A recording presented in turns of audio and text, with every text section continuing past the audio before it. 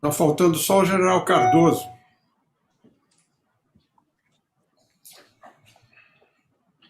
Eu acho que o general está tentando entrar. Ele está já há uns 10 minutos tentando entrar, não está conseguindo ter o microfone.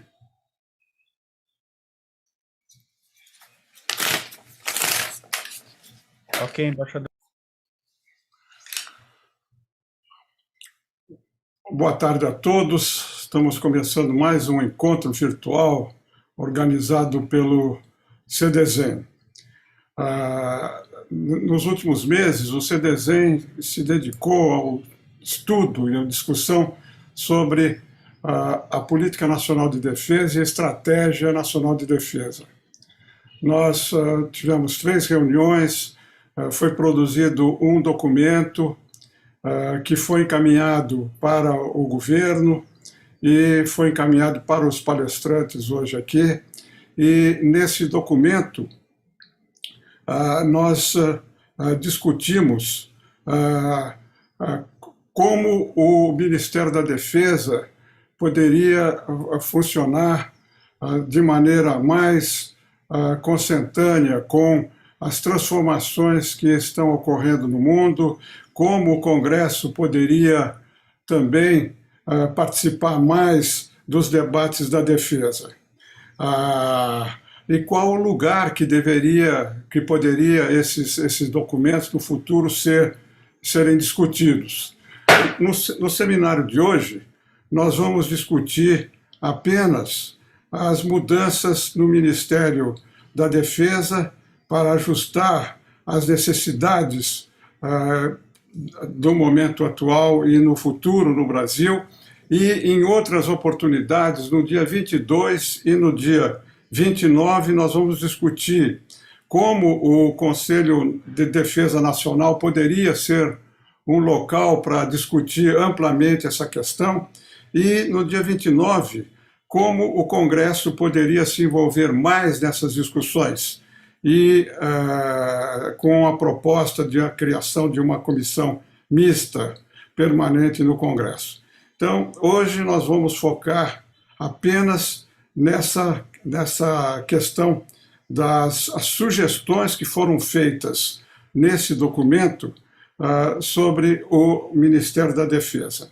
Eu tenho muito prazer e saúdo todos que estão participando aqui, tenho muito prazer em apresentar as ilustres personalidades que vão tomar parte nessa discussão. Nós temos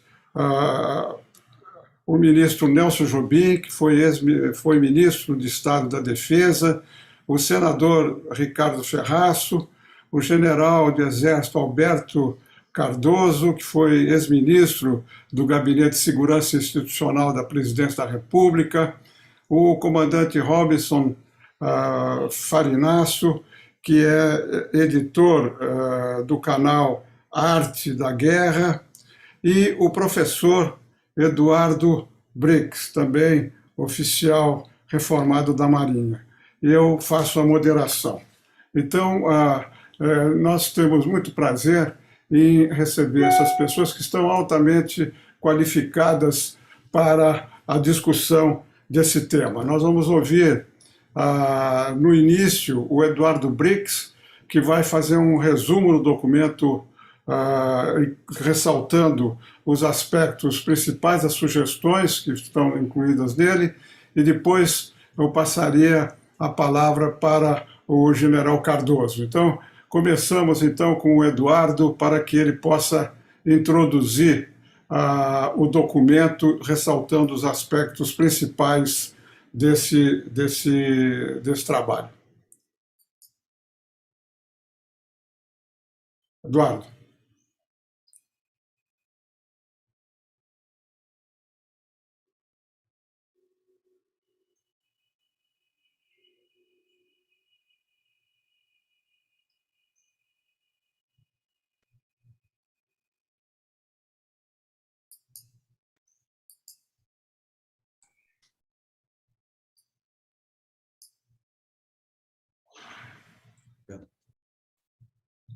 Estão vendo a apresentação?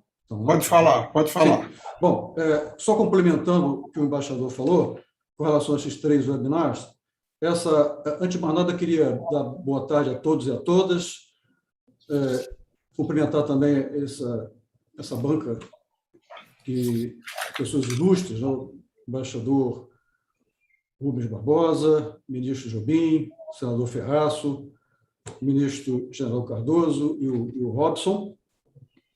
E dizer o seguinte, que nesses 3 eventos, apenas hoje será feita uma apresentação dos documentos.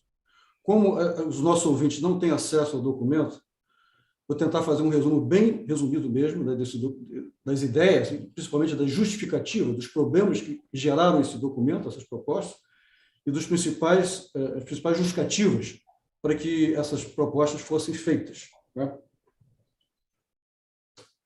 Vou começar com falar ligeiramente do sumário, vou começar explicando rapidamente o contexto e características específicas do problema de preparo da defesa, que é muito diferente de quase todos os outros problemas que o governo tem que resolver. Rapidamente, uma base conceitual muito curta, porque sem uma base conceitual é como se a gente estivesse andando uma noite escura sem uma lanterna, é difícil encontrar o caminho certo. É preciso ter o mínimo de uma base conceitual. Um diagnóstico da situação brasileira que gerou essas recomendações e também uma comparação com algumas boas práticas internacionais que serviram também de referência para essas recomendações. Finalmente, as recomendações propriamente ditas. Vou começar a apresentação apresentando 3 questões-chave que caracterizam o problema de preparo da defesa. A primeira questão trata da definição do problema de defesa. Qual é o problema de defesa? Que é, basicamente, responder essa pergunta. Preparar para quais possíveis contingências futuras, em termos de ameaças e cenários que possam ser importantes para a defesa do país. Coloquei a palavra possível aí, é que hoje se sabe que não adianta atribuir probabilidade a eventos, porque todo mundo que tentou fazer isso no passado errou. Então, a única coisa que se pode fazer é ver aquilo que é possível e trabalhar em cima disso. A segunda questão está relacionada com a solução desse problema. A solução é definir qual é a capacidade militar necessária para enfrentar essas contingências. E aqui nós temos 2 questões muito importantes. O problema é de difícil definição, como nós vimos na primeira questão. Né? É difícil definir qual é o problema de defesa. A segunda questão, que mesmo que nós soubéssemos exatamente, com certeza absoluta, qual é a contingência para a qual nós estamos nos preparando, a guerra é a auditoria final do preparo da defesa. É muito difícil você saber a priori se você está com a capacidade necessária. Não quer dizer que não se possa fazer alguma coisa, nós vamos ver lá na frente que é possível, mas, de fato, isso que caracteriza o problema de defesa de uma maneira que é completamente diferente de qualquer outra situação que o governo faz. Você trabalha no Ministério de Infraestrutura, você sabe que você vai produzir uma estrada, e etc., e você pode verificar que a estrada está funcionando. Mas se você prepara uma capacidade militar, você nunca vai ter certeza exatamente se ela vai ser adequada para enfrentar as contingências, mesmo que nós soubéssemos quais fossem elas. Nós não vamos discutir essas questões nesses seminários.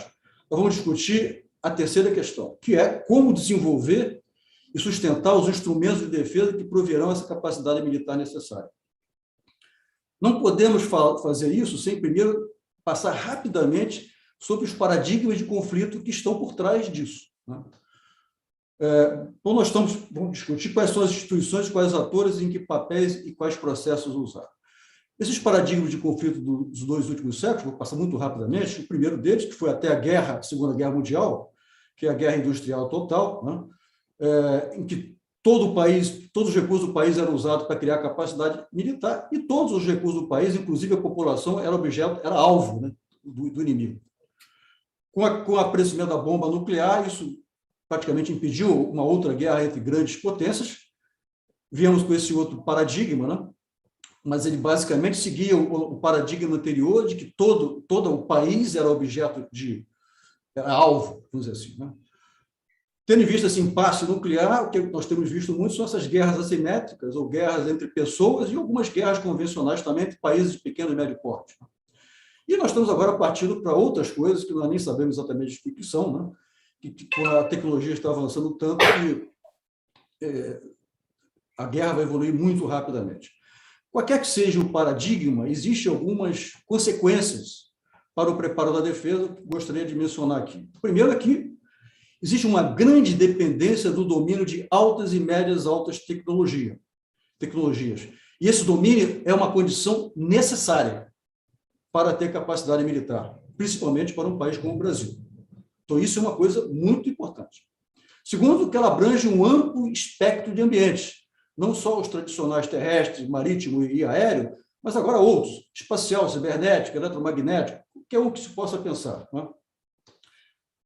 Eles têm sido de curta e média duração, principalmente esses dois últimos paradigmas, né? Exigindo uma prontidão operacional de combate industrial e tecnológica. E, consequência disso, a mobilização nos moldes da Segunda Guerra tem pouca utilidade.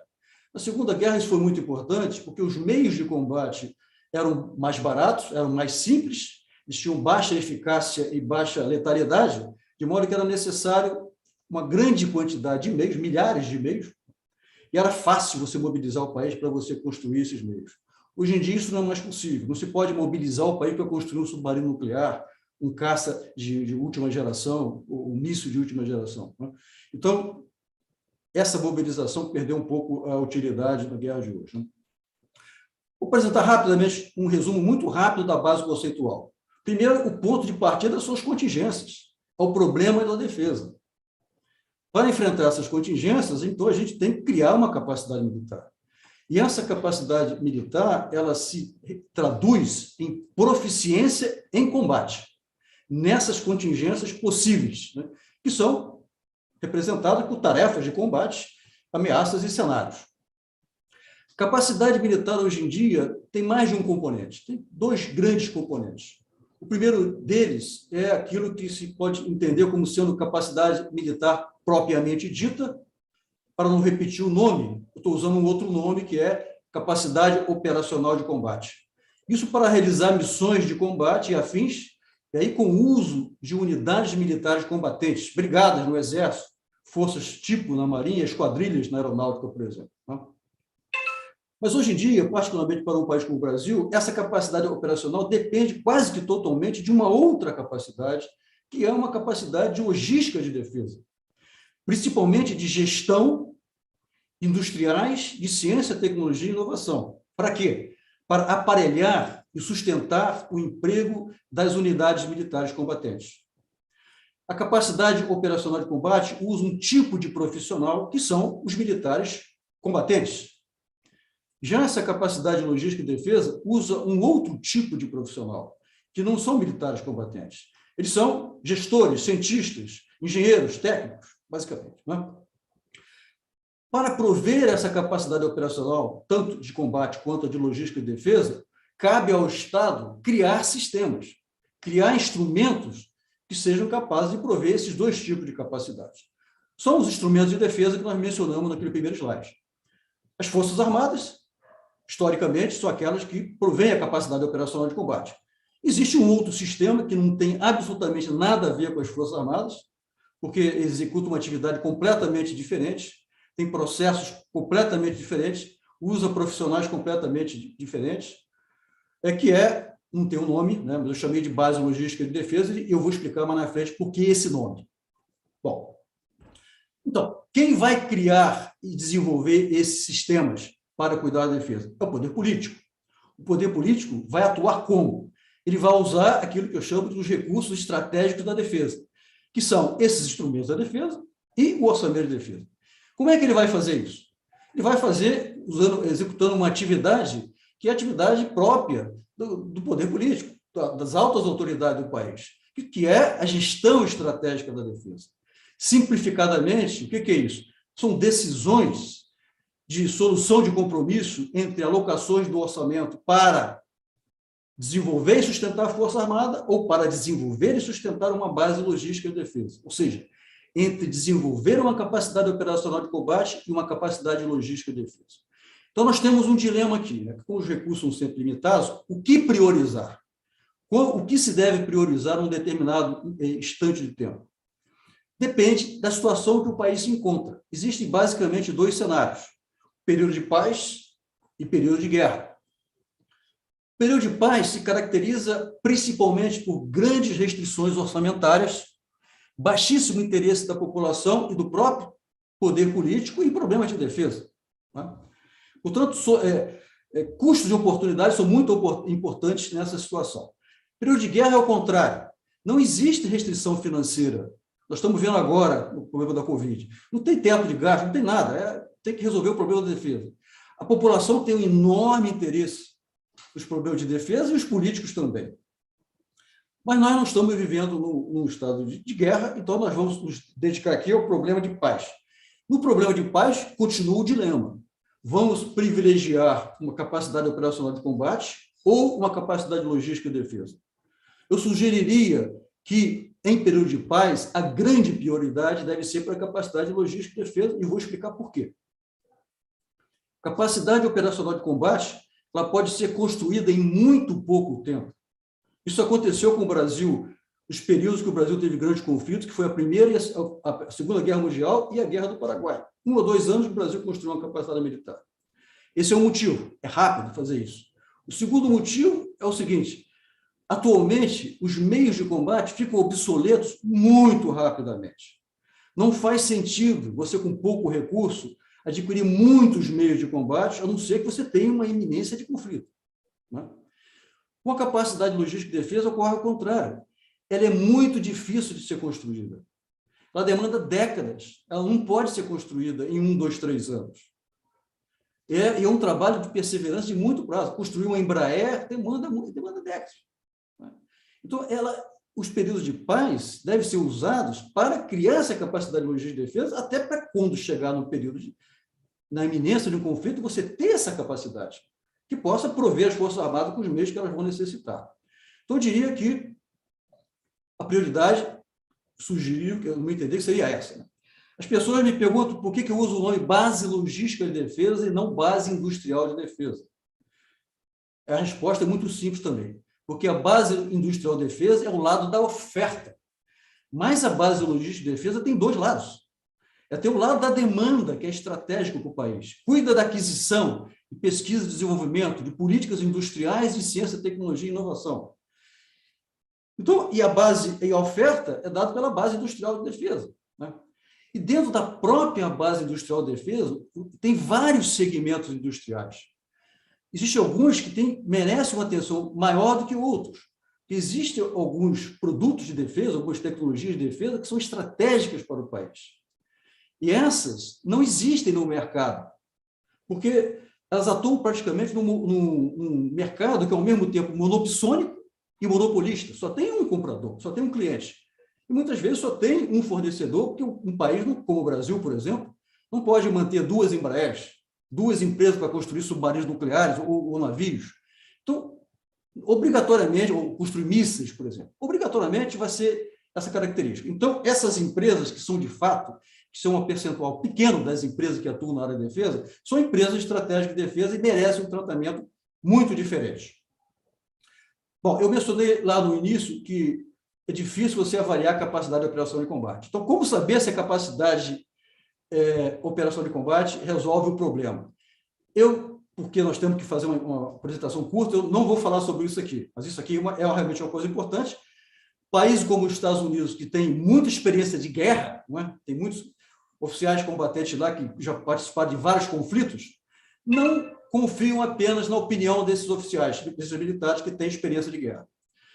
Os nossos militares do Brasil não têm experiência de guerra. O Brasil não tem guerra, né?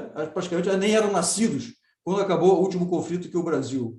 Portanto, mais do que os Estados Unidos, nós deveríamos empregar outros instrumentos de avaliação a priori de capacidade operacional de combate. Isso é pesquisa operacional, análise de sistema, engenharia de sistema, que é um conhecimento que é ainda pouco usado, existe pouco nas Forças Armadas e no Ministério da Defesa. Bom, mas eu vou falar um pouco mais sobre a capacidade logística de defesa, porque esse conceito é muito desconhecido ainda no Brasil.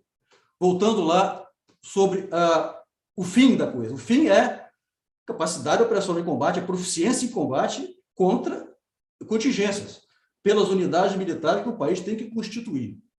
Existe um tipo de logística, que é o que as Forças Armadas praticam mais e conhecem mais, é o que elas incluíram na Estratégia Nacional de Defesa, que é a logística de operações.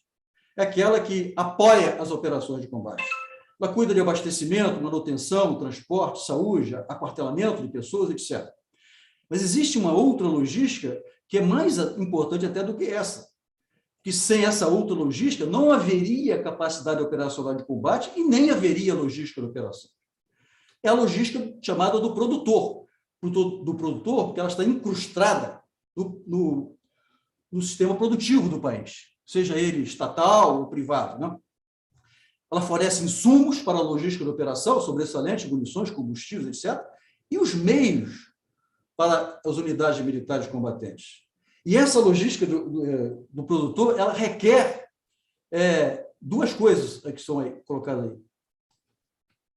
Capacidade de gestão de aquisição industrial e de ciência, tecnologia e inovação.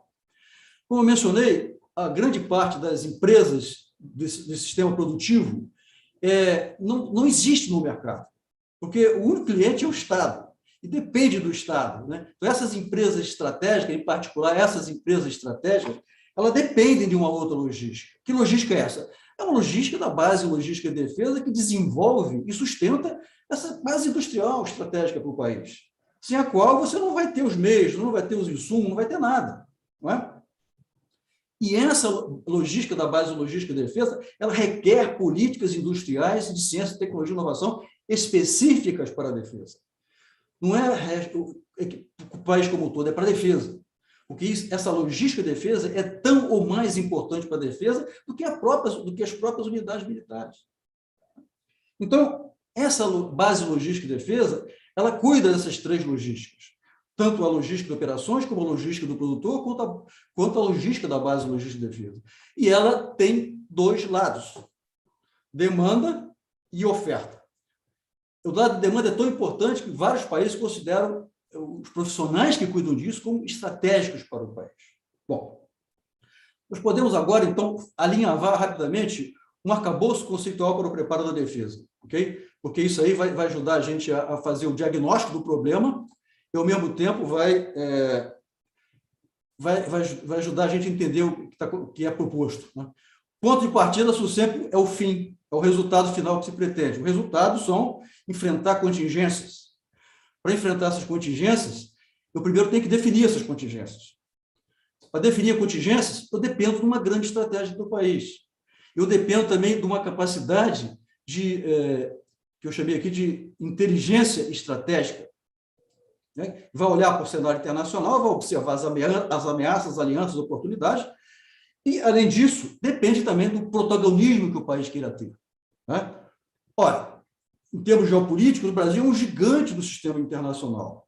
Se nós considerarmos os parâmetros população, território e PIB do país, o Brasil é um dos 6 maiores países do mundo. Então, a régua com a qual o Brasil deve se medir é a da Rússia, dos Estados Unidos, da China e da Índia. Essa é a régua que nós temos que medir. Não podemos ter aqui um outro pensamento que não seja esse, né? E, independente agora de qual protagonismo que o país queira aqui, dependendo do protagonismo, as contingências serão mais sérias ou mais leves. Se nós não quisermos ter protagonismo nenhum, ninguém vai incomodar o Brasil. Mas se o Brasil quiser ter um protagonismo maior, vai ser incomodado. Independentemente do protagonismo que o país queira ter, existem 2 regras de ouro. A primeira é aquela que eu já mencionei, que é impossível prever o futuro. Tudo que é possível acontecer deve ser levado em consideração. Segunda coisa é que se deve considerar as ameaças mais fortes, não as mais fracas. Nós não vamos justificar a existência de uma força armada porque ela está perfurando poço artesiano no Nordeste, nem porque ela está atendendo populações ribeirinhas ou porque está combatendo contrabandista ou fazendo GLO. Não é essa a finalidade principal das Forças Armadas, embora ela possa fazer isso, né? Então, a partir dessas contingências, nós definimos uma capacidade militar, tanto a operacional de combate, quanto também, cada vez mais, a de logística de defesa. Definidas essas capacidades, eu sei quais são os instrumentos de defesa que eu preciso. Que tipo de força armada eu vou precisar e que tipo de base logística de defesa, de sistema de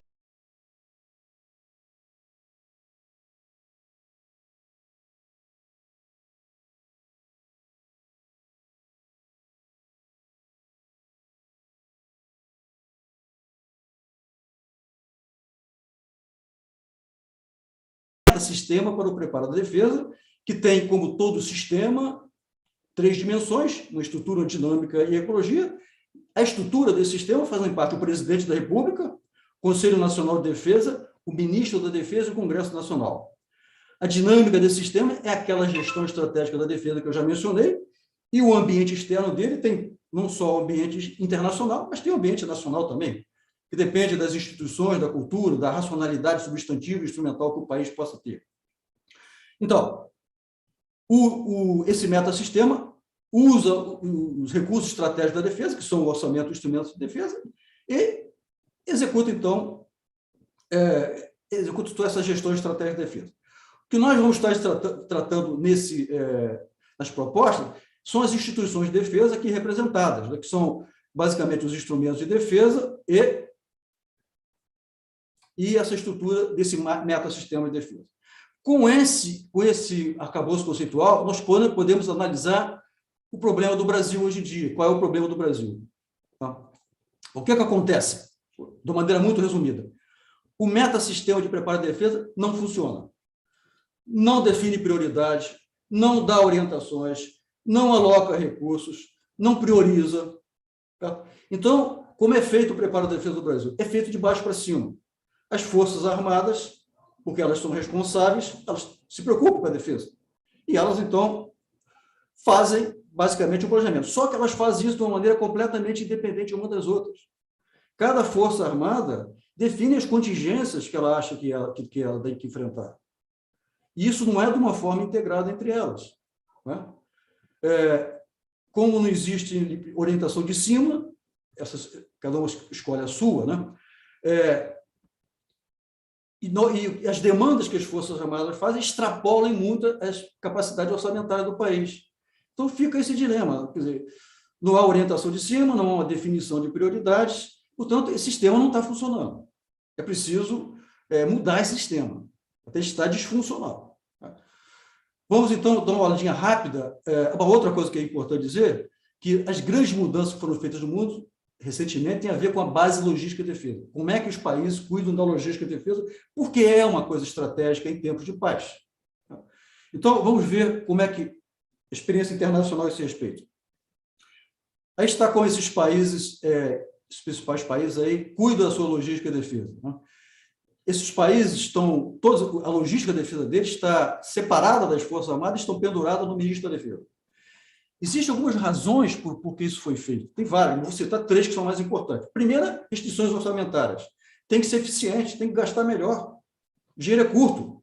Não pode ter sistemas com custo fixo muito grande. Tem que ser enxuto. Tem que ser eficaz, tem que funcionar bem. Tá? Segundo, o custo dos produtos de defesa cresce anualmente a taxas que podem chegar até 10% em termos reais. Isso afeta muito mais o problema de restrição orçamentária. E o terceiro motivo, essa é uma atividade que exige um profissional de outro tipo. Tem que ser feito por profissionais, não pode ser feito por amadores. Então, se nós olharmos aqui agora outros países, por exemplo, Austrália e Itália, a mesma coisa, o caso da Turquia é emblemático. A Turquia, até 2018, a BND era subordinada ao ministro da Defesa. O presidente do país, o Erdogan, assumiu a responsabilidade porque ele vê que isso é estratégico. Né? No Brasil, como é que nós estamos? Nós temos cerca de 17 órgãos para cuidar de logística e defesa.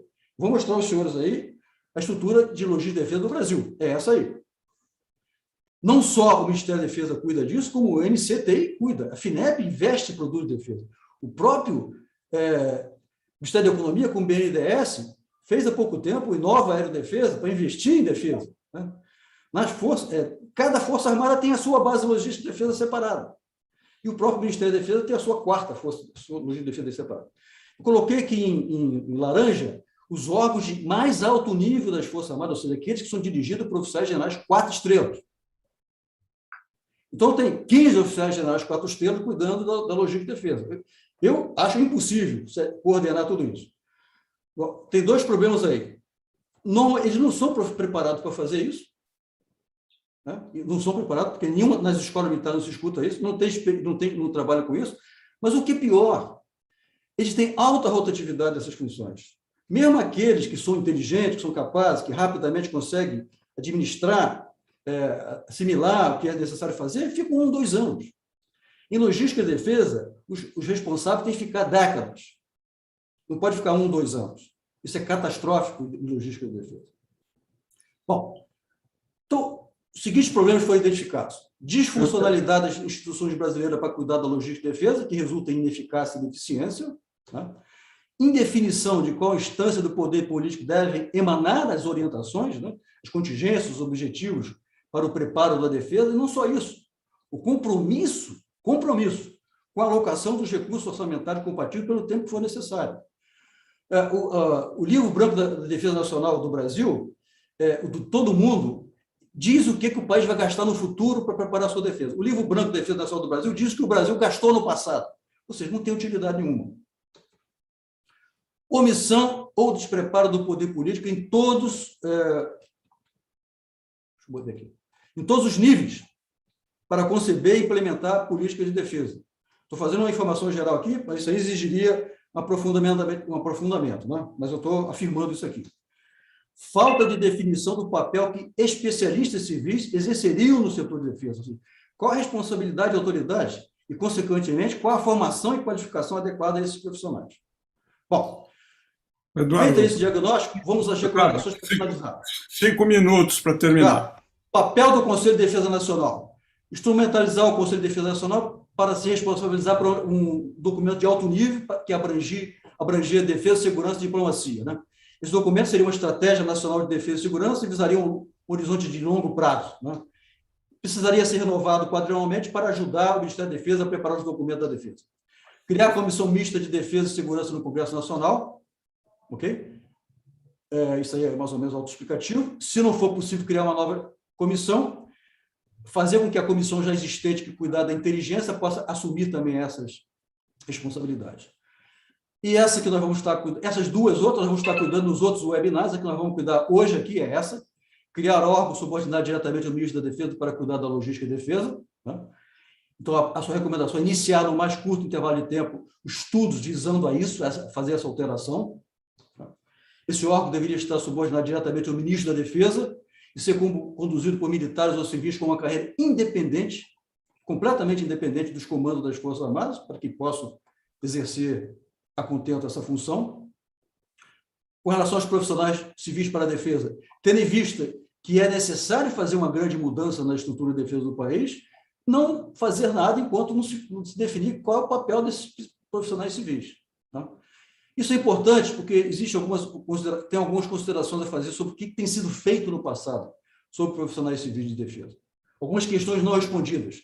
Não foi ainda discutido quais funções, em quais órgãos do MD e quais responsabilidades elas devem assumir, qual a qualificação que elas devem assumir, formação e experiência serão exigidas, qual a característica de carreira, não foi discutido isso ainda, qual a correspondência hierárquica e salariais também com os níveis da carreira militar. Eu gostaria de ressaltar que no mundo inteiro a quantidade esmagadora de qualificações é na área de logística e defesa. Mas o Ministério da Defesa tem incentivado praticamente só cursos de formação de especialistas na área de ciência política. São importantes, mas é uma quantidade pequena em relação ao que é necessário. Então, só para ilustrar aqui, essas são as carreiras de logística e defesa dos Estados Unidos.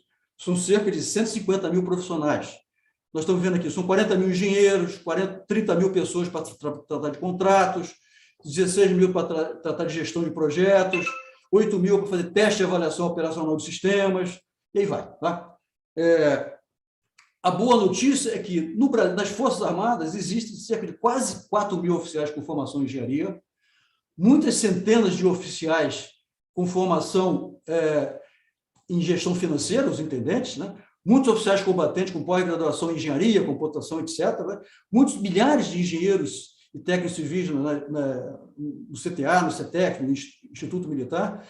Existe uma massa crítica que permitiria fazer essa transformação proposta. Lembrar que a última grande transformação na reorganização da defesa do Brasil não foi em 1999 com a criação do Ministério da Defesa, foi há 80 anos atrás com a criação da Força Aérea Brasileira, de uma forma exatamente igual a essa que está sendo proposta aqui.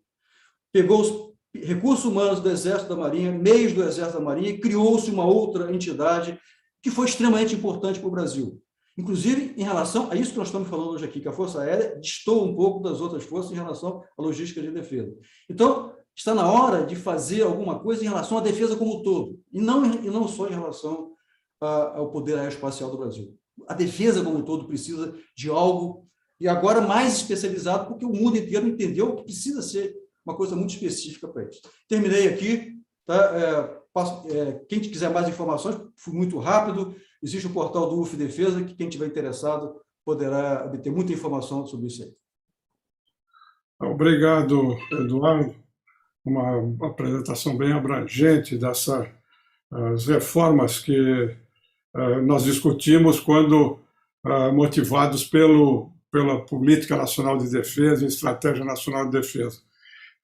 Passo a palavra agora ao Ricardo Ferraço, que foi senador, tem uma grande experiência política e no legislativo, para dar e tem um relatório muito importante, quando ele era da Comissão de Relações Exteriores, produziu um relatório muito importante sobre justamente a área de defesa, por isso ele está muito habilitado a opinar sobre as perspectivas que foram aqui levantadas. Ricardo, por favor.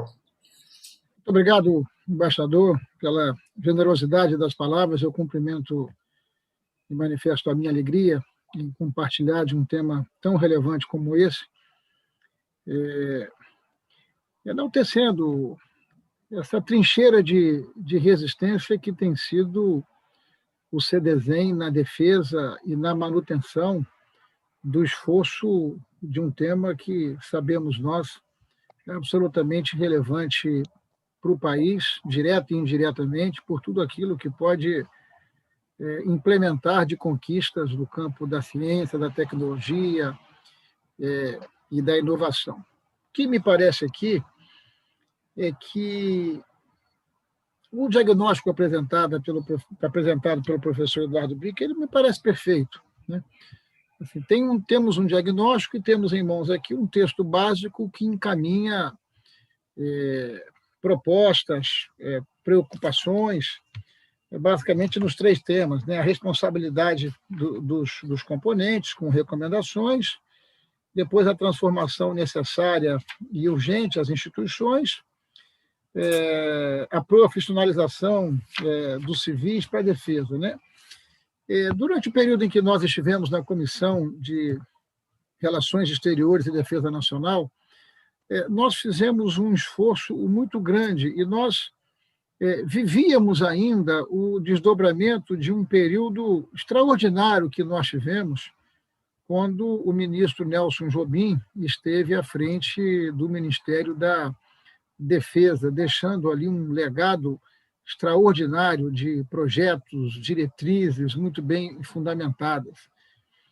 E essas sucessivas crises que vive o nosso país acabou gerando um conjunto de descontinuidade desses extraordinários projetos que foram pensados lá atrás para as nossas 3 forças, e, na prática, nós tínhamos também um governo e tínhamos um poder executivo comprometidos com o tema, comprometidos com a agenda, o que dava ao ministro Nelson Jobim empoderamento para que o governo pudesse agir de maneira convergente para o entendimento e a importância da defesa nacional, não apenas para a nossa soberania, mas para conquistas extraordinárias que podem e são aferidas mundialmente pela defesa para o conjunto da sociedade.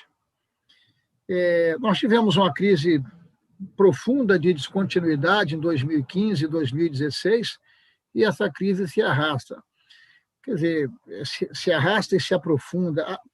A grande dificuldade que nós sentíamos à época é que o tema ele é muito pouco apropriado pela sociedade, muito pouco apropriada pelos meios de comunicação, pela opinião pública e política do país. Por vezes eu me sentia até um extraterreno em meio a tantas prioridades, a tantas diretrizes, e o Congresso Nacional detém uma pequena minoria dos seus representantes que veem dimensão e valor estratégico para esse debate que estamos fazendo, e muito mais do que o importante diagnóstico que foi apresentado pelo professor Eduardo Brich, é como fazer a implementação deste projeto para que ele possa ser apropriado, primeiro pela sociedade, pelos formadores de opinião, pelos meios de comunicação, porque eu fico com a impressão de que o Congresso ele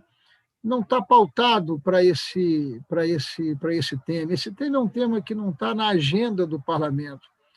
O parlamento ele está continuadamente focado em apagar incêndio, em procurar produzir resultados para as crises, as mais complexas, as mais profundas, sobretudo as dos últimos anos, dos últimos meses. Então, o grande desafio de fato, fazer o tema entrar na agenda do poder público brasileiro e da sociedade, porque esse tema ele não está apropriado, né? Então, nós estamos, inclusive, num período pré-eleitoral. O Brasil já está vivendo no modo eleitoral para 2022. A pergunta que faço é se nós temos ambiente político para evoluir com essa estratégia ou se nós deveríamos concentrar as nossas energias, as nossas massas críticas, fazendo e estressando essa extraordinária proposta que está colocada nesse texto base para discussão, para que nós pudéssemos aproveitar as eleições presidenciais de 2022 e colocar esse tema como um tema que pudesse ter relevo, que pudesse ter destaque e que pudesse ser considerado.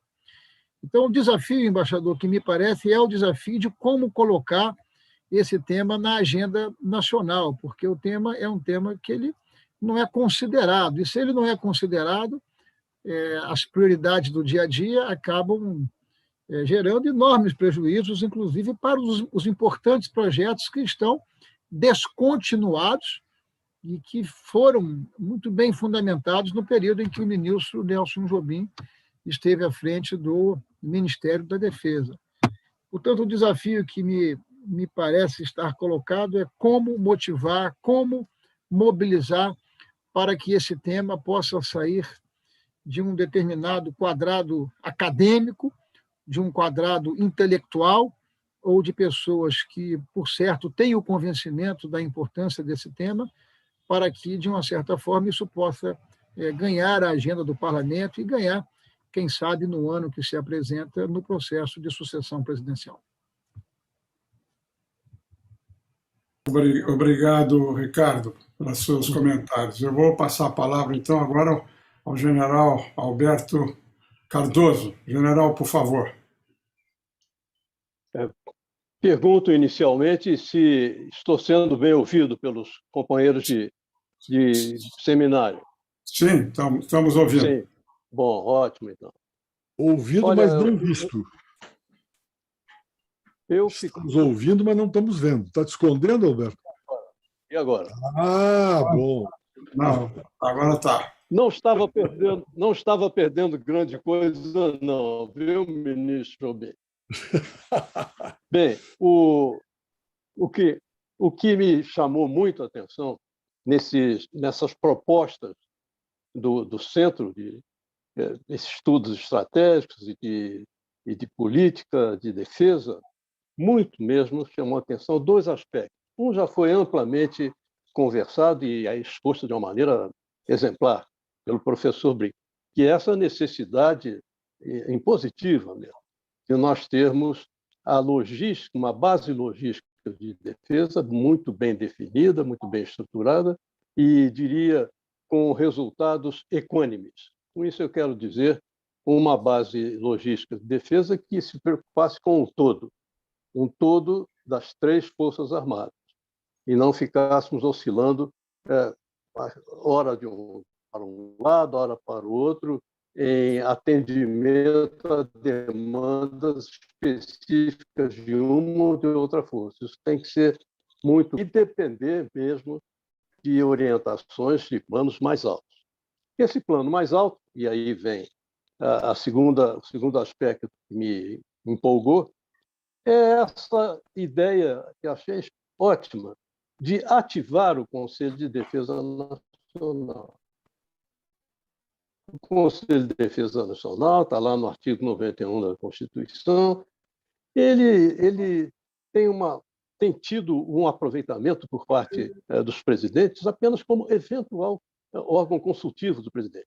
mas nas competências que a Constituição apresenta para o Conselho de Defesa Nacional, há um inciso 4 que lhe dá um espaço de manobra, um espaço de exercício de iniciativa para fazer estudos e propostas.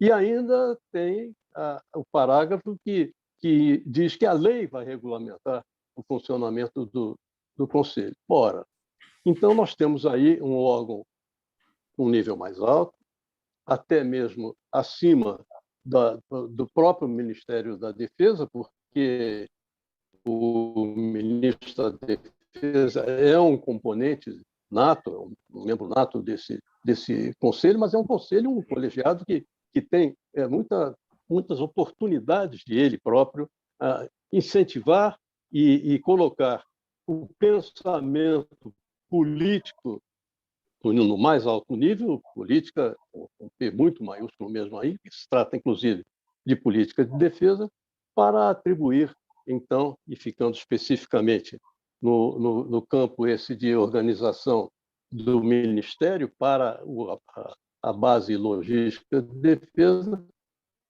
de fazer uma apresentação de prioridade para essas bases, para a base subordinada ao Ministério da Defesa.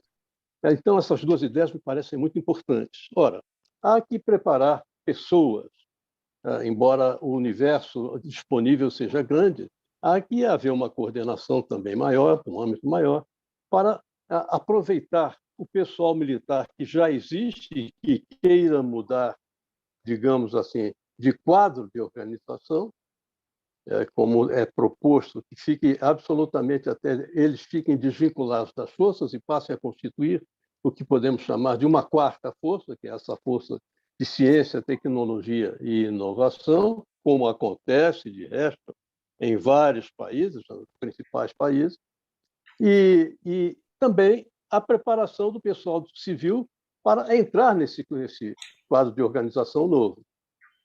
Já existe, talvez, o que possa ser um início, uma base inicial para a preparação das pessoas em termos de logística de defesa.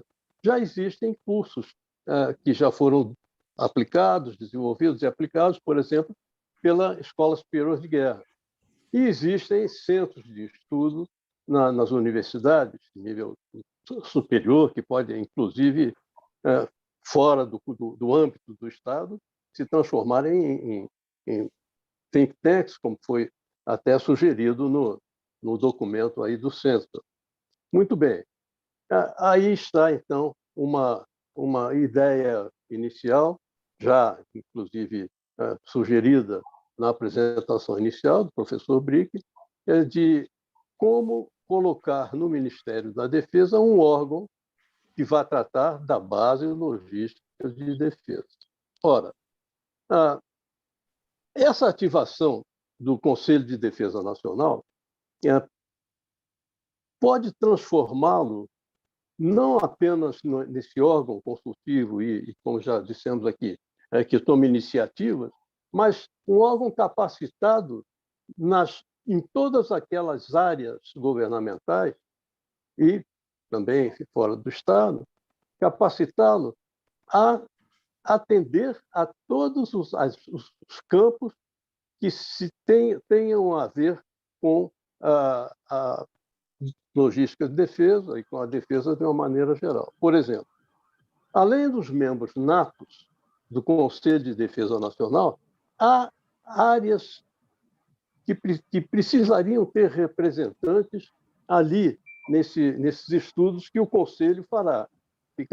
Não são membros natos, mas ficariam apensos ao Conselho de Defesa Nacional para esses estudos específicos. Então, nas áreas, toda a área econômica, até o campo psicossocial, educacional, informacional, culturais, diplomático já está, campo psicológico de uma maneira geral, campo ambiental, enfim, isso tudo que hoje em dia envolve uma política de defesa nacional e, especificamente, o caso da política, uma política para uma base logística de defesa. Essa é uma sugestão.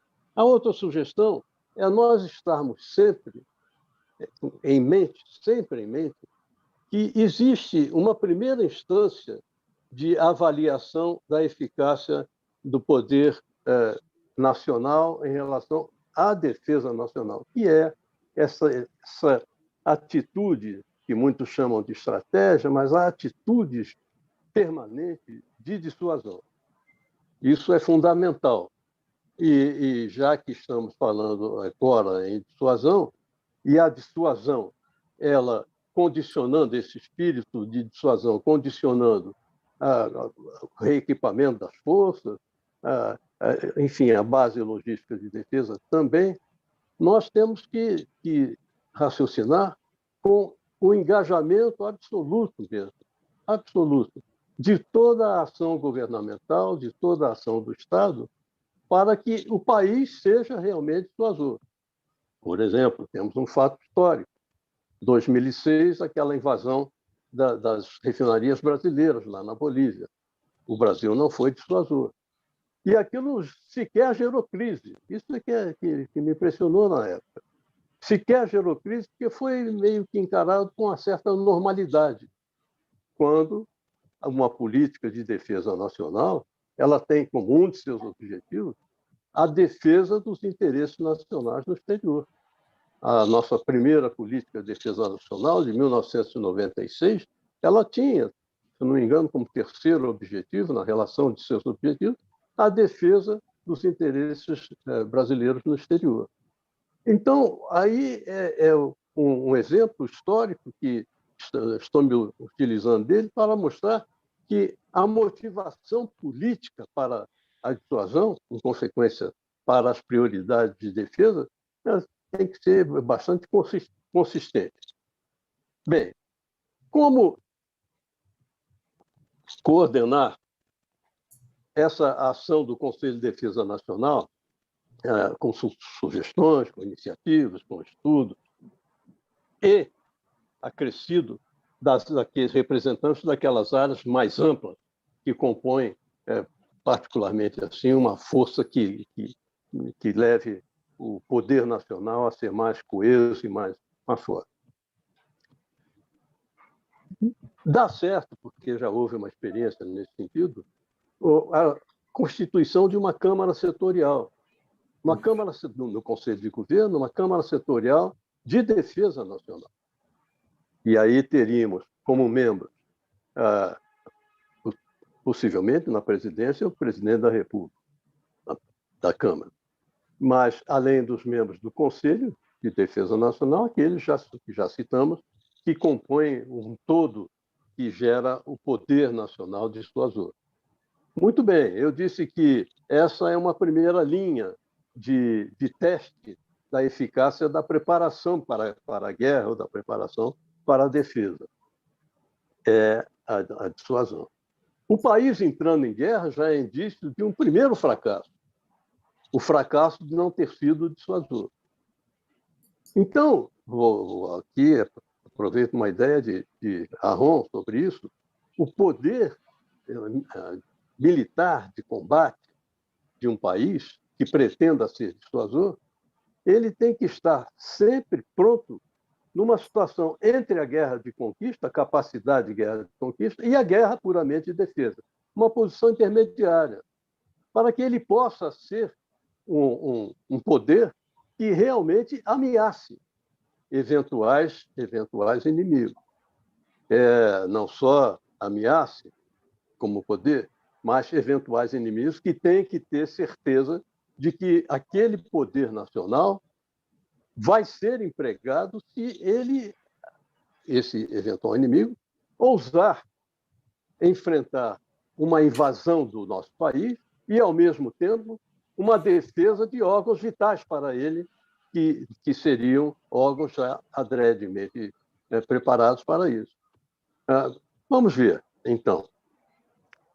Estamos falando de uma retaliação, que é importante, esse poder de retaliação, para ter-se uma capacidade dissuasória. Ora, isso se consegue, a orientação básica é conseguida nas hipóteses de conflito. Não deve haver, eu defendo muito fortemente essa ideia de que não deve haver uma preparação geral das Forças Armadas para estar em condições de tudo. As Forças Armadas têm que ser preparadas em conjunto para cada uma das hipóteses de conflito. Elas estando preparadas para aquelas hipóteses, não vou chamar de provável, mas aquelas de possibilidades, aqueles cenários, sim que sejam mais prováveis, elas poderão dar conta da dissuasão em cenários com inimigos eventualmente mais fracos. Isso é importante. E isso seria apresentado por esse Conselho de Defesa Nacional, PLUS, vamos chamar assim, em termos de conceito estratégico de defesa nacional.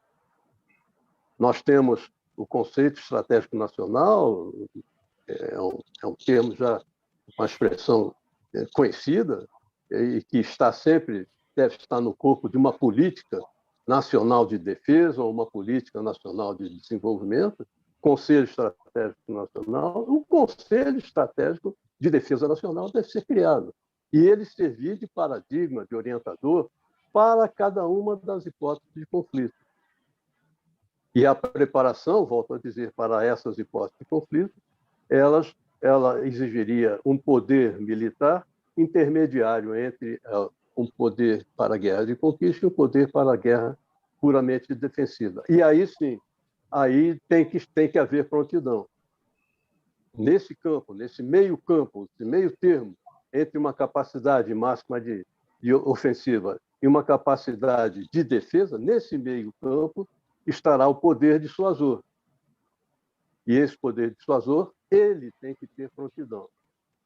E ainda mais as outras características do preparo de uma força armada, que são a modernidade, que são além da prontidão, a capacidade de durar na guerra, a capacidade de ameaçar, como já mencionei, em retaliação à eventual agressão ao nosso país. Então, vejo como primordial encontrarmos uma solução muito rápida para nós realmente criarmos essa quarta força, que é a força tão chamada base logística, isso é fundamental. Tive a satisfação de chefiar o sistema de ciência e tecnologia do Exército, quando voltei para o Exército. E ali nós vimos como crescia esse gap entre a nossa capacidade militar baseada em tecnologia e inovação, como crescia rapidamente, de forma exponencial, em relação aos países mais avançados. E se propunhamos na época, não só eu, mas todos os engenheiros militares, eles propunham ênfase, inclusive orçamentária, na nossa pesquisa, desenvolvimento e inovação. Uma das soluções, um dos caminhos apontados era fazer a pesquisa de desenvolvimento para material não puramente militar, mas aquele de emprego dual. Isso facilita muito. O outro aspecto facilita muito e incentiva a indústria. O outro aspecto é o da própria indústria. Com muito forte razão, os industriais, os empresários, eles visam ao lucro, é claro. Não são empresas estatais. Mas esse visar ao lucro significa ter uma certa garantia de mercado. Eles investem muito em pesquisa, desenvolvimento e inovação, já foi dito, em material de defesa, em equipamento militar, é muito caro. E requer muito tempo. Então, realmente, a urgência em tomar decisão e começar. E a ênfase em pesquisa, desenvolvimento e inovação visando a base logística de defesa. Isso vai nos dar uma certa capacidade, inicialmente, de crescimento aritmético, depois exponencial, para nós alimentarmos esse poder dissuasório do país. Então, dissuasão, se ela não for traduzida em ação no caso de uma estratégia de preparo das forças para a dissuasão, ela é uma simples carta de intenções. um plano estratégico visando a dissuasão, ele tem que ser acompanhado de ações e ações rápidas, imediatas, para superar essas diferenças tecnológicas que nos têm marcado muito. Quero chamar mais um último aspecto, talvez, dessa preocupação com a dissuasão. Vejam, senhores, nós temos vizinho nosso aqui no noroeste do país, um país que é a Venezuela, dotado de caças-bombardeio russos, que foram planejados, idealizados, fabricados para a defesa aérea de um espaço exatamente o dobro do nosso espaço aéreo. A Rússia tem 17 milhões de quilômetros quadrados. O Brasil tem 8 milhões e meio de quilômetros quadrados. E a Venezuela, com seus 900 mil quilômetros quadrados? Para que isso? Para que essa capacidade extra, uma capacidade muito maior do que as suas necessidades de defesa aérea? Para que ter uma autonomia de voo nos seus caças-bombardeiros que lhes permita vir a Brasília e voltar sem reabastecimento? Isso e essa e outras situações têm que ser analisados com muita urgência, como está muito bem citado nesse documento do Centro.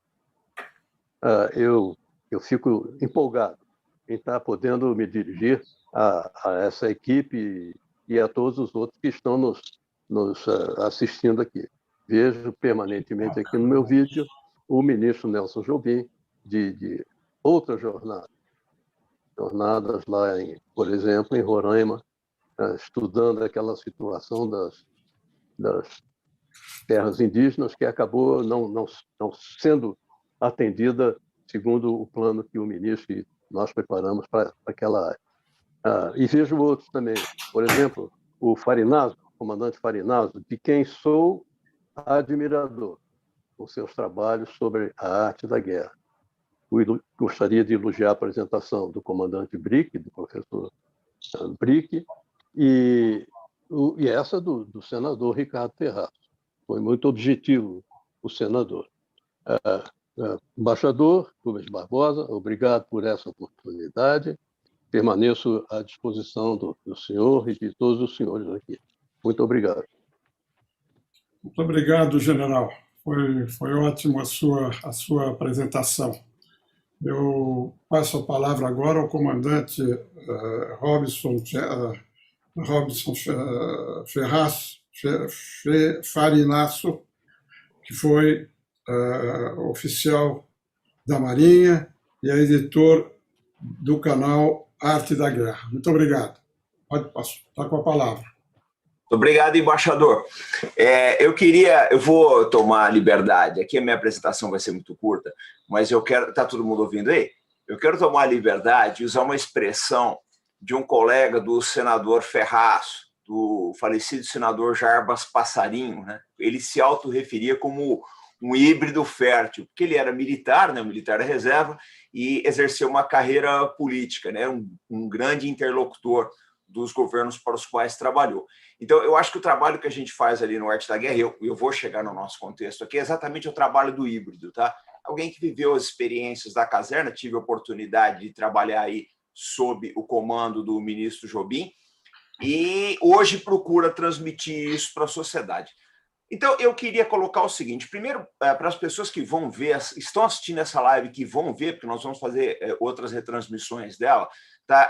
Procurar se entender o calibre dos palestrantes aqui. Tá? O ministro Rubens Barbosa, o embaixador Rubens Barbosa, ele foi embaixador em duas das cortes mais importantes que o Brasil tem no exterior, que é os Estados Unidos e o Reino Unido. O meu colega Eduardo Brick, tá? Como sempre, brilhante. O pessoal da Marinha, quando faz a apresentação, dá show. Então, quero parabenizá-lo aí. Senador Ricardo Ferraz foi vice-governador do estado do Espírito Santo e teve uma atuação fora de série, tá? Na Credem. Eu acho que está extremamente preparado, tá? Para dizer o que falou aqui, porque ele conhece os meandros da Credem. E, general, eu tenho o seu livro aqui em casa, eu recomendo ele em todas as lives. Eu acho que foi o trabalho mais brilhante que já se fez sobre a arte da guerra no Brasil. E live sim, live não, estou falando do seu trabalho aqui. Tem o seu livro também, tá, embaixador? E, por último, o ministro Nelson Jobim.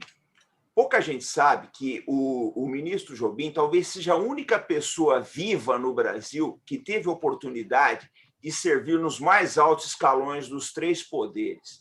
Ele foi deputado constituinte em 1988, foi ministro da Defesa e foi ministro do Supremo Tribunal Federal. Então, é uma pessoa com uma enorme experiência republicana. Eu acho que o Brasil tem que aproveitar mais essa experiência, porque ele tem muito a nos passar. Dito tudo isso, contextualizando a importância dessa palestra, eu pediria, o Silvio, você pode mostrar aquele gráfico que eu mandei para você? A única coisa que eu vou mostrar aqui é isso. Senhores, é o seguinte, 9 meses atrás, no Canal Arte da Guerra, nós fizemos uma pesquisa, tá? Perguntando o seguinte, sem olhar o Google, deixe seu comentário. Você sabe o que fazem sim de Abindy? 15 mil pessoas votaram. Dessas 15 mil, 94% nunca tinham ouvido falar dessas siglas. Olha, meus amigos, nós vamos contextualizar o seguinte, o Canal Arte da Guerra ele tem cerca de 280 mil inscritos e mais ou menos estamos chegando nos 50 milhões de visualizações. Quer dizer, é um público aficionado por defesa, é um público apaixonado, todos os dias eles entram, comentam, discutem, brigam. Às vezes as discussões ficam até acaloradas. Mas você começa a fazer a seguinte pergunta. Se uma comunidade desse tamanho, com esse interesse na defesa, não sabe o que fazem as 2 principais entidades sindicais ligadas à defesa no Brasil, é porque, de uma certa forma, essa informação não está chegando na base de tudo que nós vamos falar aqui, que é a sociedade. Eu penso o seguinte, que a sociedade brasileira ela tem um interesse enorme nos assuntos de defesa, enorme. Só que o que acontece é o seguinte, por diversos fatores, né, que eu espero que sejam elencados aí nas próximas lives, por diversos fatores, essas informações não chegam para o público ou na sua totalidade ou como deveriam chegar, porque às vezes eu vejo o pessoal fazer assim, eu vejo em algumas lives aí fora, o pessoal faz algumas apresentações, mas falta esmiuçar esse assunto para que o público tenha uma grande compreensão dele. Eu acho que esse é um caso. Então, o que nós temos batido lá no Arte da Guerra? Que é justamente aquilo que o comandante Brick colocou aqui, tá? Que o general Cardoso também disse, e complemento o que o senador Ferraço nos falou. A base de tudo, eu falo sempre, a arena principal da defesa no Brasil é o Congresso Nacional. Se o Congresso não estiver consciente dos problemas e, principalmente, se o Congresso não entender que a sociedade tem demandas relativas à defesa, nós não chegamos a lugar nenhum. Então, senador Ferraz, eu queria colocar uma coisa para o senhor. Nós colocamos aqui no canal conseguimos encaixar 2 propostas legislativas no site do Senado, no E-Cidadania. Tá? Uma teve mais ou menos 20 mil votos e a outra cerca de 29.600, qualquer coisa assim. Estava chegando em 30 mil na noite anterior. Ou seja, se 30 mil pessoas tiveram a disposição de ir no site do Senado Federal e apoiar propostas que foram levantadas por populares e que foram patrocinadas, só que eu digo divulgadas pelo Canal Arte da Guerra e todos os veículos parceiros, porque nós trabalhamos em rede. Se 30 mil pessoas fizeram isso, tá? Poderia ser mais se chegasse a mais pessoas, eu acho que existe um interesse muito grande da sociedade de debater defesa. Eu vejo o seguinte, eu observo muito aqui no canal, todas as vezes que uma autoridade europeia, americana, ou de outro país, enfim, uma autoridade estrangeira, ela faz uma manifestação sobre a Amazônia, uma manifestação, geralmente é negativa as manifestações que eles fazem, né? Mas chove de comentário aqui. Ou seja, as pessoas elas têm uma percepção muito grande que a soberania do Brasil pode ser colocada em risco. A sociedade ela tem essa percepção. Ela só não entende, ela só não sabe ainda, lógico, por falta de esclarecimento, uma série de outras coisas. Eu acho que o trabalho do CDESEM é muito importante nesse sentido, para levar esse conhecimento para as pessoas no futuro. Mas eu penso assim, se for trazido essas demandas forem levadas à sociedade de uma maneira, né, palatável, que eles consigam captar todas as nuances do assunto, eu acredito que a repercussão será enorme. E, senador Ferraz, eu quero colocar uma coisa para o senhor. Eu tenho certeza que em 2022 vai haver uma cobrança muito grande dos candidatos a cargos legislativos no tocante à defesa do Brasil. Nós estamos procurando levar isso. Tá? Eu falo sempre para o pessoal, gente, a gente publica os endereços dos senadores, dos deputados, das diversas comissões. A Credem, então, a gente é campeão de amolar eles. E toda hora está me escrevendo, olha, por que vocês não estão vendo isso? Por que vocês não estão vendo aquilo? Então, eu acho que 2022 vai ser positivo. As pessoas vão cutucar os candidatos ao Senado, à Câmara, e isso é importante. Eu acho que isso é fundamental para a democracia, porque a partir do momento que nós tivermos deputados e senadores, tá, antenados com essas demandas da sociedade, eles veem que isso daí realmente é uma pauta que dá voto, o assunto de defesa vai ser debatido no mais alto nível. Por que eu falo isso? Eu acompanho muitas oitivas da Credem, eu gosto muito de ver isso. E a gente nota que, por mais boa vontade que os parlamentares têm, a gente vê mesmo boa vontade ali, gente, mas por mais boa vontade que o pessoal tem, não é um assunto ainda que seja a prioridade inicial. Né? Existem outras, lógico, a gente sabe que o Congresso ele recebe milhões de demandas aí, isso vai ficando sempre para uma baixa prioridade. Aí o que acontece? Eu vou lembrar, eu gosto muito de dar exemplos práticos, tá? Eu vou dar 2 exemplos práticos aqui que eu acho maravilhoso. Dia desse, um amigo meu, o Albert, do blog Velho Janela, ele mandou um estudo sobre porta-aviões, que ele fez 100 anos de construção de porta-aviões da Marinha Americana. Ele falou para mim, o Robinson, faz 100 anos que a Marinha dos Estados Unidos constrói porta-aviões continuamente. Tudo bem que a realidade deles é outra, não vamos nem comparar. Mas essa frase ficou na minha cabeça, porque eu comecei a lembrar de 2 coisas aqui.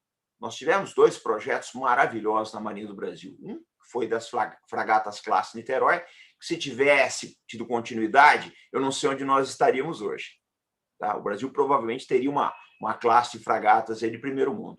E o outro foi dos submarinos IKL, né, que também morreu, né, e a gente precisou reiniciar depois com os Scorpene. Talvez nada disso tivesse acontecido, a gente tivesse uma classe contínua de submarinos e de navios de superfície, se exatamente o nosso Congresso, né, fosse mais pressionado pela sociedade, mais cobrado pela sociedade nesse sentido. Isso é um fato. Agora, o que a gente observa no canal? A sociedade, ela quer cobrar, ela quer fazer, mas ela não sabe como. Então, eu acho que trabalhos como o do CDESEM são importantíssimos na medida que trazem essas necessidades e tocam esse despertador aí na sociedade. E eu queria colocar também que eu achei muito importante o novo conceito que o comandante Brito está colocando aqui, de em vez de base industrial de defesa, seja base logística de defesa. Eu acho, comandante, que esse conceito vai pegar. Nós, pelo menos lá no canal, vamos fazer o possível, tá, para que ele se dissemine bastante na sociedade. E, caminhando para o encerramento, que eu quero deixar mais espaço para os outros partícipes, eu queria colocar o seguinte, eu vou disponibilizar para os senhores. Silvio, você pode só mostrar a capa do plano estratégico da Amazônia? Dá para mostrar aí? Você consegue colocar? Vamos ver se ele consegue colocar aí. O plano estratégico da Amazônia foi um plano desenvolvido 3 anos atrás aqui, com a participação de diversos inscritos no canal, todo mundo levantou sugestões, mandou sugestões para cá, nós elencamos 40 sugestões mais ou menos, e eu vou enviar para os senhores no final dessa live. Senhor, você conhece? Vê se ele consegue colocar a capa, senão depois eu envio para os senhores. E disso tudo, tá? Finalizando, eu queria colocar o seguinte.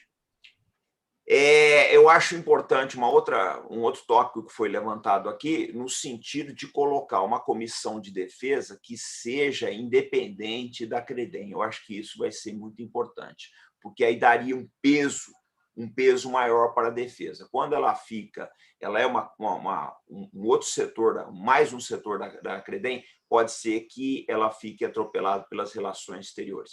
Então, é isso que eu quero colocar, tá? Eu quero ser breve para deixar espaço para os senhores partícipes. Quero agradecer aí, e eu acho que essa iniciativa do CDZEM, ela tem tudo para prosperar. Muito obrigado. Obrigado, Robson, pela sua apresentação e as informações sobre o seu canal. Agora, o ministro Nelson Jobim, por favor, ministro. Obrigado, Rubens. Um abraço ao Alberto. O Alberto lembrou nossas aventuras de helicóptero em Roraima para ver as raposas Serra do Sol. Foi ótimo aquilo, hein? Mas não deu certo nada. Tudo caiu. Nós fizemos um trabalho imenso, mas, bom, isso faz parte do jogo. Vamos pensar o seguinte. Eu cumprimento a todos, em primeiro lugar, ao Ferraz, ao Eduardo, ao comandante Robson, enfim, ao Rubens e ao Eduardo Brix. Bom, eu acho que nós temos que pensar no seguinte. Primeiro, eu acho que a premissa maior de tudo isso é de que a nossa posição é uma posição dissuasória, ou seja, nós precisamos ter capacidade dissuasória, ou seja, capacidade de dizer não. Nós dizíamos isso lá naquela estratégia, primeiro elemento da Estratégia Nacional de Defesa, que nós tínhamos que estar preparados para dizer não quando tivéssemos que dizer não. Se não tivéssemos preparado, não teríamos isso.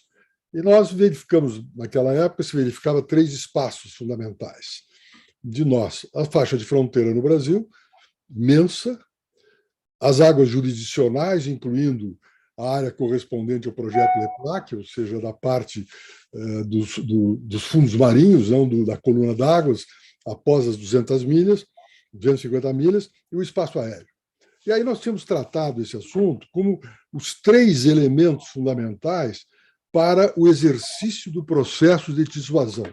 A dissuasão teria que ser fronteiras, teria que ser aérea e teria que ser a chamada Amazônia Azul pela Marinha. E aí, com isso, se formulou, e creio que ainda vigente, se formulou um trinômio estratégico, que seria, o primeiro, a constatação de fato que era impossível você ter forças presentes para dissuadir nesses 3 ambientes imensos, que é o território nacional, o seu espaço aéreo e a sua área de mar, os mares nacionais, vamos chamar de Amazônia Azul. E aí nós tentamos a necessidade de termos uma técnica de monitoramento e controle do ar, da terra e do mar. Em face de termos esse monitoramento e controle, como nós não tínhamos possibilidade de presença em todas as áreas, nós temos que ter como segundo elemento fundamental a mobilidade dessas forças, ou seja, mobilizarmos para atender aquilo que havia sido identificado como uma necessidade, através do monitoramento e do controle, para então chegarmos à presença. Esses 3 elementos levou a formulação do CISFRON, do CISGAAS e também daquele da aeronáutica, ou seja, os elementos de controle e monitoramento do CISFRON do Exército, visando o aproveitamento, inclusive, daquele modelo da época do Fernando Henrique Cardoso, do governo, que era o CIPAM, e para nós, CIVAM e o CIPAM, que eram de baixo e de cima. E tínhamos também a mobilidade nos levou a privilegiar, durante esse período todo, a criação, a fabricação no Brasil do KC-390, ou seja, daquele avião de transportes que poderia substituir o Hércules, que está já no seu fim de vida. E aí livraríamos a presença. Agora, o problema todo é que está aí, se identificava também, que nós temos que verificar que temos 3 vetores importantes nesse conjunto de defesa. O vetor espacial, o vetor cibernético e o vetor nuclear. E eu me lembro de que nós, naquela época, estabelecemos de que o vetor espacial ficaria a cargo da Força Aérea, o vetor cibernético ficaria com o Exército e o nuclear ficaria com a Marinha. Daí o desenvolvimento daquele projeto de submarino nuclear, que foi o acordo que a gente fez com a França, que era exatamente para tentar estabelecer um mecanismo de ocupação do mar. Porque, evidentemente, nós sabíamos, naquela época, que nós não poderíamos usar porta-aviões para fazer, digamos, a dissuasão interna no mar. nós precisávamos de locações de submarinos, quer os navios Scorpene, que foi o projeto que você trabalhou, que está em andamento aí em Itajaí, que era o submarino nuclear. E também pensávamos na necessidade também eminente de termos uma base naval no norte, que seria lá por aquela zona de Belém, etc., porque era impossível você ter uma assessoria, digamos, uma poder dissuasório sem você ter uma base no norte. Agora, o que se sentiu claramente naquele momento, e que nós temos que superar isso, eu estou falando sobre fatos, né? Era exatamente, havia uma dificuldade de integração das três forças. O discurso de integração havia, mas havia sempre uma desconfiança em relação ao Exército. Eu me lembro, o Alberto de lembrar isso, e os militares que estão ouvindo, o comandante lembra disso, que sempre havia um medo de virar um vitaminoso de abacate. Lembra-se disso? Que era a linguagem que se usava, que acabava o Exército contornando tudo. Então, você tinha uma disputa muito forte e você tinha que ter, o ministro da Defesa tinha que ter um arbitramento nessas disputas todas. Bom, o que eu notei, e que é absolutamente correto da exposição do Eduardo Brix em relação à capacidade logística de defesa? O que nós temos, claramente, é uma autonomia. Uma autonomia, as necessidades individualizadas das forças, cumprindo as suas tarefas, com absoluta honestidade e correção, e de boa fé, inclusive. Mas a integração era prática zero, próxima a zero. No sentido, eu tentei isso através da criação do comandante do Estado-Maior Conjunto de Defesa, quando nós mudamos aquela regra do combinado, que era uma coisa que eu não entendia bem das operações combinadas das forças, quando nós entramos no Ministério da Defesa e acabamos discutindo o problema das operações conjuntas, nós ficamos no meio do caminho. E era fundamental, e aqui vem o ponto, era fundamental, e é fundamental ainda, você ter a memória do Ministério da Defesa. E você só terá memória no Ministério da Defesa se nós tivermos uma carreira civil de defesa pronta. Troca ministro, porque os ministros são transeuntes. Os comandantes das forças são transeuntes, são de curto prazo. E você substitui o ministro chega lá e não sabe o que está acontecendo porque não tem memória nenhuma. A estrutura civil do Ministério da Defesa era completamente, digamos, de empréstimos. Era um funcionário do Banco do Brasil, era um funcionário da Nuclebras, era um funcionário daqui e de lá, e que aquilo mudava. Então, eu, inclusive, fiz a proposta de criarmos uma carreira civil de defesa que não andou. Caminhava, as discussões andaram muito bem com o presidente Lula. O presidente Lula tinha uma percepção, contrariamente à cabeça das pessoas que circulavam em torno de Lula, que eram todos da esquerda, você tinha um problema no imaginário da esquerda brasileira, que era eles não queriam tratar de defesa e segurança, porque havia no imaginário desse pessoal uma ligação entre defesa e segurança com repressão política. Enxergavam que tratar desse assunto era tratar de repressão política e não queriam saber do assunto. Vejam, por exemplo, isso ocorreu na academia. Os acadêmicos que se destinaram, que se dedicaram à defesa e à segurança, acabaram sendo praticamente desprezados pelos seus colegas da academia. Não eram valorizados pelo processo da academia, e nós sabemos, isso é um fato. Para o bem ou para o mal, mas é um fato. Eu assisti N vezes isso, tinha alguns desbravadores que operavam nessa área acadêmica, mas que tinham um desprezo, ou seja, havia um desprezo, e eu provocava um pouco também os demais acadêmicos, que eu tinha lá umas ligações com a academia na parte de filosofia e do direito, e eu percebia claramente que aquilo não era assunto para eles. Isso aí não interessa, nós não vamos nos meter nisso, etc. Nós tentamos também, já na linha da capacidade logística de defesa, nós tentamos também criar aquela Secretaria de Produtos de Defesa, que seria a coordenação das compras e pesquisas que deveriam ser feitas no conjunto. Seria algo, digamos, bem longe do que está propondo o Eduardo, mas que seria algo integrante deste tema, da aquisição de produtos, sistemas, tecnologia de defesa, etc. Com dificuldade. Tivemos muita dificuldade de ter isso, e havia também, de outra parte, um interesse, eu percebi isso nas viagens que eu fiz aos Estados Unidos, uma preocupação na americana de que nós pudéssemos desenvolver tudo isso. Eu tentei, na época, trazer para a defesa certas indústrias. O que eu percebi naquele momento?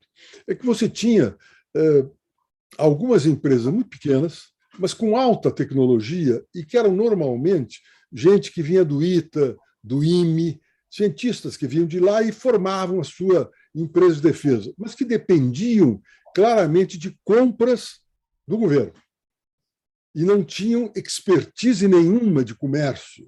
Então, eu tentei, naquela época, fazer com que as empreiteiras, principalmente, pudessem criar o seu setor de defesa. Fiz uma longa viagem nessas conversas, mas havia um problema, que era exatamente a manutenção dos projetos militares. Ou seja, vejam o que aconteceu, o que está acontecendo, não sei como se desenvolve isso, quando nós conseguimos fazer um entendimento com a Fiat Iveco para a substituição dos blindados brasileiros, ou seja, nós criamos aquele Guarani, que foi o que estava sendo feito em Sete Lagoas. Eu não sei se aquilo desenvolveu, mas tivemos uma imensa dificuldade. Por quê? Porque o tema de defesa não é visto dentro da área política. Eu me lembro que o presidente Lula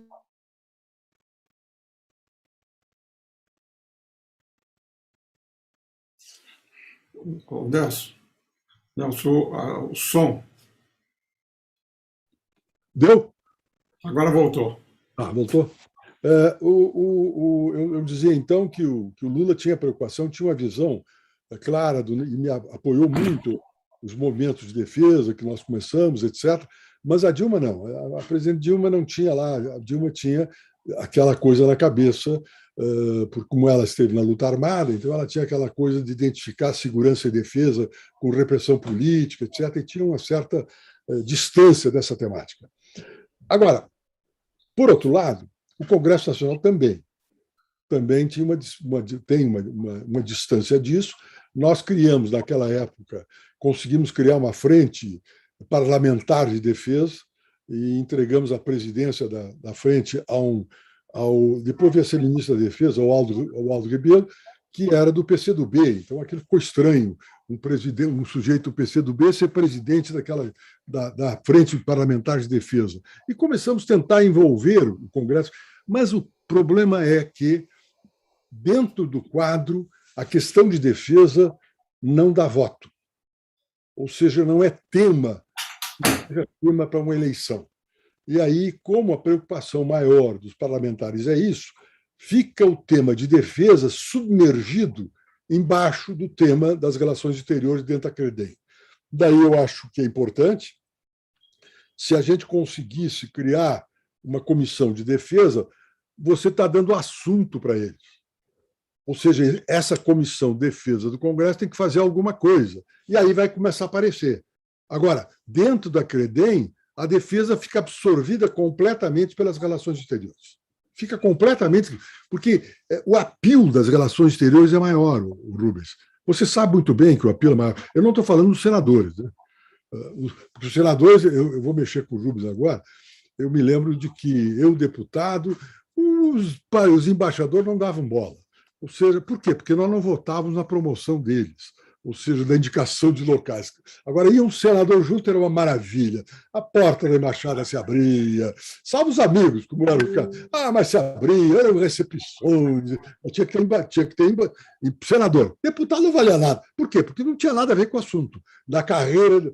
São coisas objetivas, e que nós temos que trabalhar com isso. Ou seja, não adianta nós emitirmos um juízo depreciativo ou dizer meramente ético, dizendo não pode ser assim. Não. Nós temos que trabalhar com a verdade dos fatos e trazer dos fatos a verdade para definir estratégias de conduta política. E eu acho que um elemento importante seria este, de você criar uma comissão de defesa. Por quê? Porque esse é o tema. E tendo uma comissão de defesa e tendo a sua composição, isso vai virar tema, porque tem que fazer alguma coisa. Eles não vão ficar sem fazer nada. E aí teríamos elementos para você alimentar o debate do assunto, e o assunto vai crescendo. Porque, veja bem, a prioridade no sentido político, nasce da necessidade. Se você não identifica a necessidade, não há prioridade nenhuma. E, no caso específico, o Congresso não vê nenhuma necessidade em termos de defesa, porque não há debate. Não tem digamos, uma expertise para esse tipo de debate. E não tem também ter mais espaço para isso. Então, se nós criássemos esse espaço, eu creio que seria extremamente importante e nós poderíamos, com isso, digamos, desenvolver e unificar a questão de defesa. Eu vejo com certa problemática quando se fez a mudança do Ministério da Defesa, nós separamos uma área que era exclusivamente militar e que estava embaixo do Estado-Maior de Defesa, com todos os organismos relativos a ele, e uma área estritamente civil. Hoje se misturou tudo, ou seja, inclusive o ministro é militar. E nós temos, então, entra para dentro da discussão disso a disputa, digamos, que está na base das forças. Embora os militares do Exército, da Marinha e da Aeronáutica neguem isso, mas a gente nota claramente nas conversas que se fazia, eu fazia umas provocações e umas brincadeiras, e isso também mostrava. Então, nós precisamos avançar exatamente nesta visão de integrativa. Agora, como? Lembrando que nós temos um objetivo, a dissuasão, e que nós temos 3 problemas: fronteira, ar e mar. Como vamos tratar disso? Com isso, a gente consegue estabelecer um tipo de coesão. Lembrem-se, vocês, o comandante Robinson lembra daquela disputa que houve em relação aos aviões do porta-avião. Quem é que ia tratar disso? Era a Marinha ou a Aeronáutica? Ih, meu Deus do céu! Foi uma confusão esse negócio. Na época, eu acho que era a época do Fernando Henrique. Começou a surgir um debate, uma brigalhada entre ser uma coisa ou outra, e eram os espaços que estavam sendo discutidos. E nós temos que compreender isso.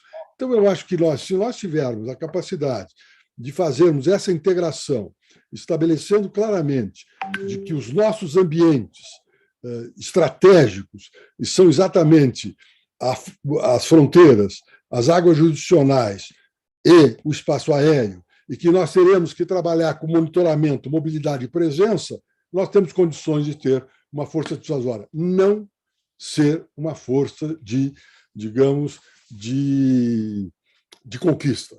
E, com isso, a regra é completamente diferente. E quero lembrar que nós temos algumas coisas em relação às fronteiras complicadas. Lembrem-se o não resolvido problema entre a Guiana e o Suriname sobre o Triângulo do Tigre. O Rubem conhece bem melhor isso que eu. E também o problema existente na Venezuela com a Guiana em relação ao Esequibo, que a Guiana até hoje apresenta o seu mapa, aliás, a Venezuela apresenta o seu mapa mostrando a parte correspondente àquilo que eles chamam o território contestado.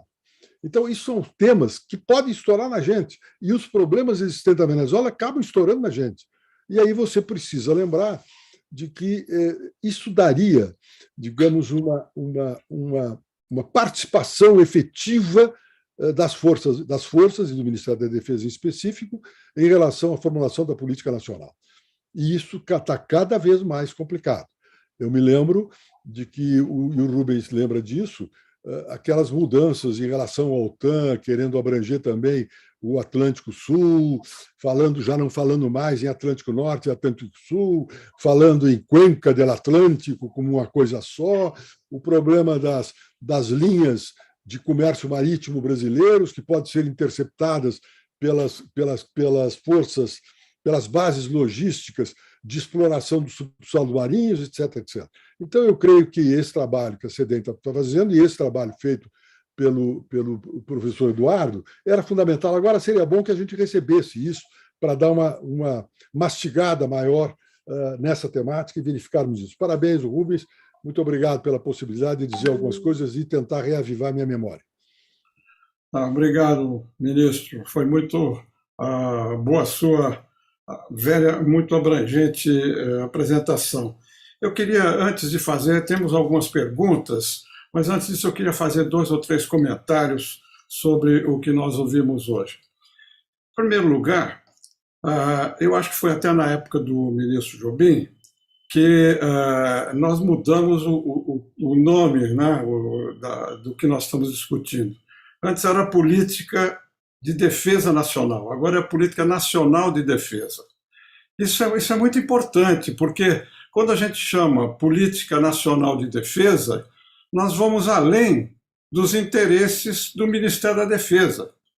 Por isso que se discutiu nesses encontros que nós tivemos, onde é que deveria ser discutido esse documento. Porque o documento discutido no âmbito do Ministério da Defesa, como é hoje, claro, reflete os interesses militares, quando nós temos outros interesses. E o Nelson Jobim mencionou agora uma coisa que eu ia mencionar. Essa questão, por exemplo, né, eu vou me limitar a dar esse exemplo. O Brasil agora foi convidado a ser um aliado extra-OTAN pelos Estados Unidos. E, mais recentemente, querem colocar o Brasil como um parceiro oficial da OTAN.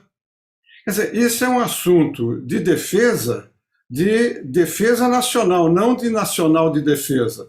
Porque qual vai ser o impacto disso na política externa, na visão do mundo sobre o Brasil?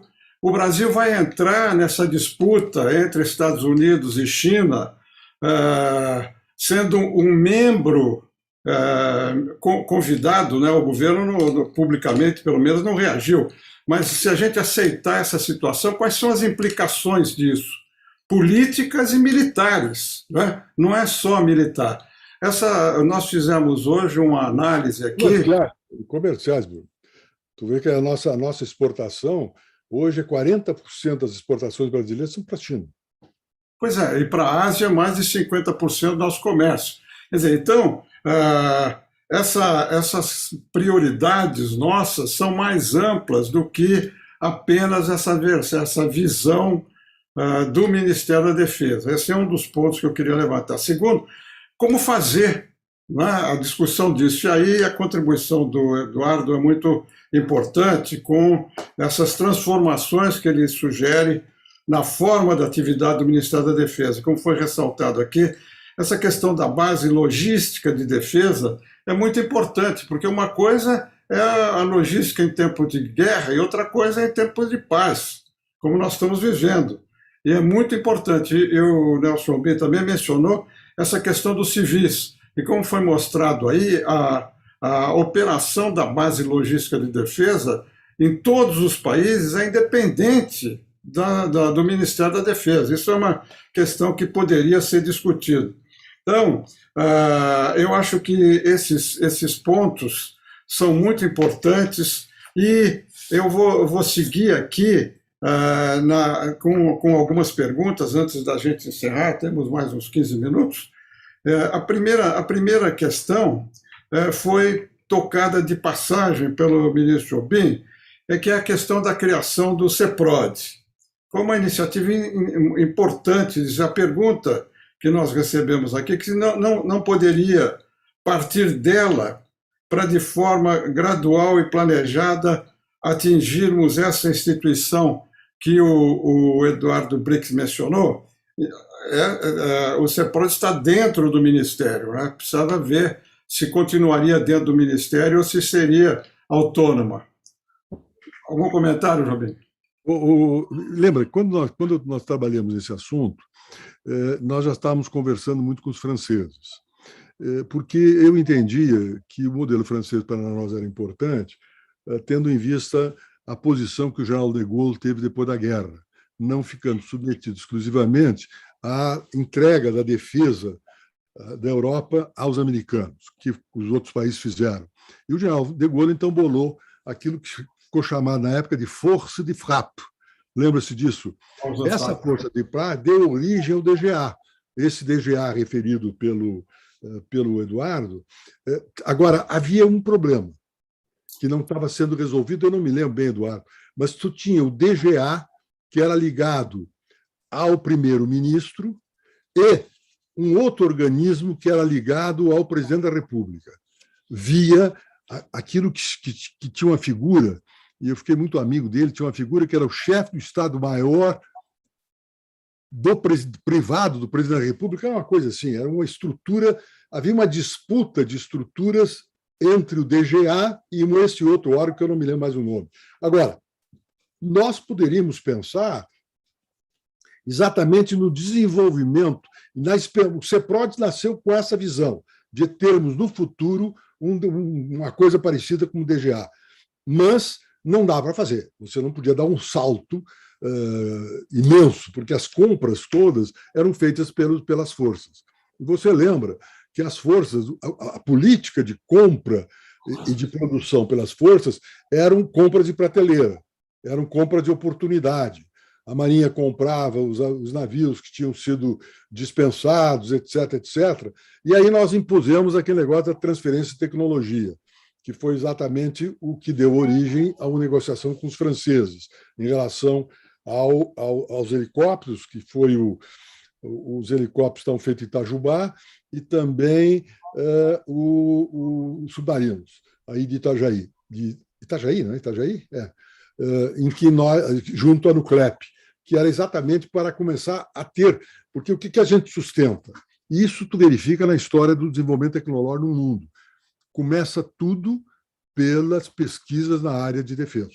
Depois, isso tudo se estende ao setor civil, ao uso civil. Veja o caso da internet. A internet saiu com uma necessidade em relação a problemas de defesa.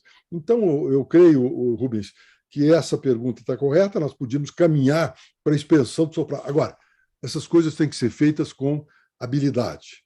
Ou seja, eu me lembro de tudo isso, uma coisa importante, o doutor Ulisses. O doutor diz isso e diz o seguinte: o tempo não perdoa o que a gente faz sem ele. E se nós resolvemos pular logo para a tentativa disso, não. Vamos estabelecer uma estratégia progressiva e, digamos, passo a passo para chegarmos à formação desse organismo. E só poderemos fazer esse organismo se tiver apoio da área do mercado, para a verificação do problema da existência de um mecanismo que vá alimentar também o desenvolvimento nacional. E temos que ligar sempre isso com o desenvolvimento nacional. Ou seja, estabelecer sempre, e desenvolvimento nacional não só no sentido econômico, porque nós falamos muito de desenvolvimento econômico, tentando sintetizar as coisas, mas temos desenvolvimento cultural, social, etc., etc. E aí você ligando a defesa ao desenvolvimento nacional, você tem um apoio político muito mais forte, um apelo político muito mais forte para isso tudo. E também tem o apoio do próprio Ministério da Defesa, né? Porque é por isso que talvez o órgão superior é que poderia tomar uma decisão que seria implementada gradualmente, claro, com o apoio do Ministério da Defesa. Uma outra pergunta que nós recebemos aqui, dirigida ao general Cardoso: quais as condicionantes materiais e políticas, na sua opinião, para a implementação da política dissuasória?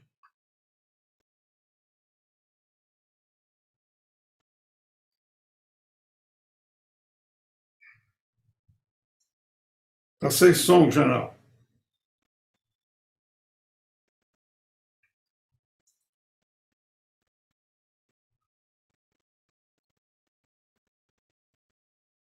Está sem som. E agora? Agora sim. Agora está bem? Está ouvindo? Está bem, está bem. Sim. É o que se costuma chamar alguma coisa meio abstrata que existe aí, que é a tal da vontade política, que, de certa forma, eu citei naquele episódio das refinarias. O comandante Farinácio, ele foi muito feliz quando destacou a importância de a sociedade estar envolvida nisso aí. É o que, volto a Raimundo Aron, é o que ele chama de vontade nacional, que faz parte do poder nacional. Isso tem que ser trabalhado desde muito tempo antes da guerra. Vamos chamar assim, desde muito tempo antes. É a vontade nacional, é o engajamento da nação. A nação vê relevância no Estado. Estado sob cuja jurisdição está a nação. Ela tem que entender que o Estado tem essa função. Ainda em termos do poder político, falei na vontade política, o outro aspecto bastante importante mesmo, é o de querer e demonstrar que o poder nacional vai ser usado, sim, se os interesses nacionais forem ameaçados. E é importante deixar bem claro que estamos falando muito em Forças Armadas, Ministério da Defesa, mas a dissuasão, como já foi mostrado, a dissuasão ela depende muito de coisas muito maiores e superiores às Forças Armadas. Ela é uma integração, é uma força de integração de todo o poder nacional. E queria ainda destacar, nesse aspecto da vontade. Desligou o som. Eu acho que saiu. Já está entrando. Hoje em dia temos 210 milhões de marcos de fronteira, porque a mente de cada brasileiro, como o mundo inteiro também, a mente de cada brasileiro está absolutamente o condicionamento, até mesmo anti-Brasil, anti-defesa, antipatriótico, e por aí vamos seguir. Então, vontade nacional é um dos condicionantes, vontade política é outro condicionante, e, em termos materiais, o gap tecnológico. O exemplo que eu citava sempre, quando estava lá na Ciência e Tecnologia, no Exército, foi a decisão do primeiro dos Roosevelt, em 1934, para escapar das sequelas da quebra da crise de 29, o Buy American. Se desde há muito tempo, nós estivéssemos nesse Buy American. Saiu o som de novo.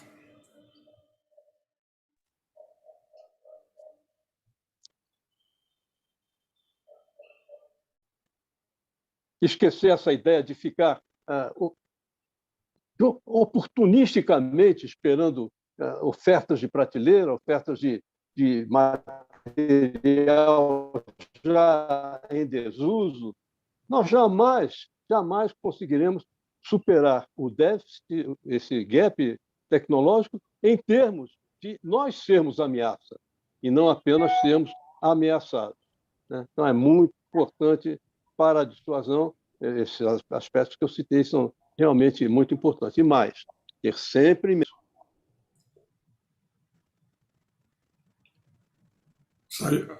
Saiu o som de novo.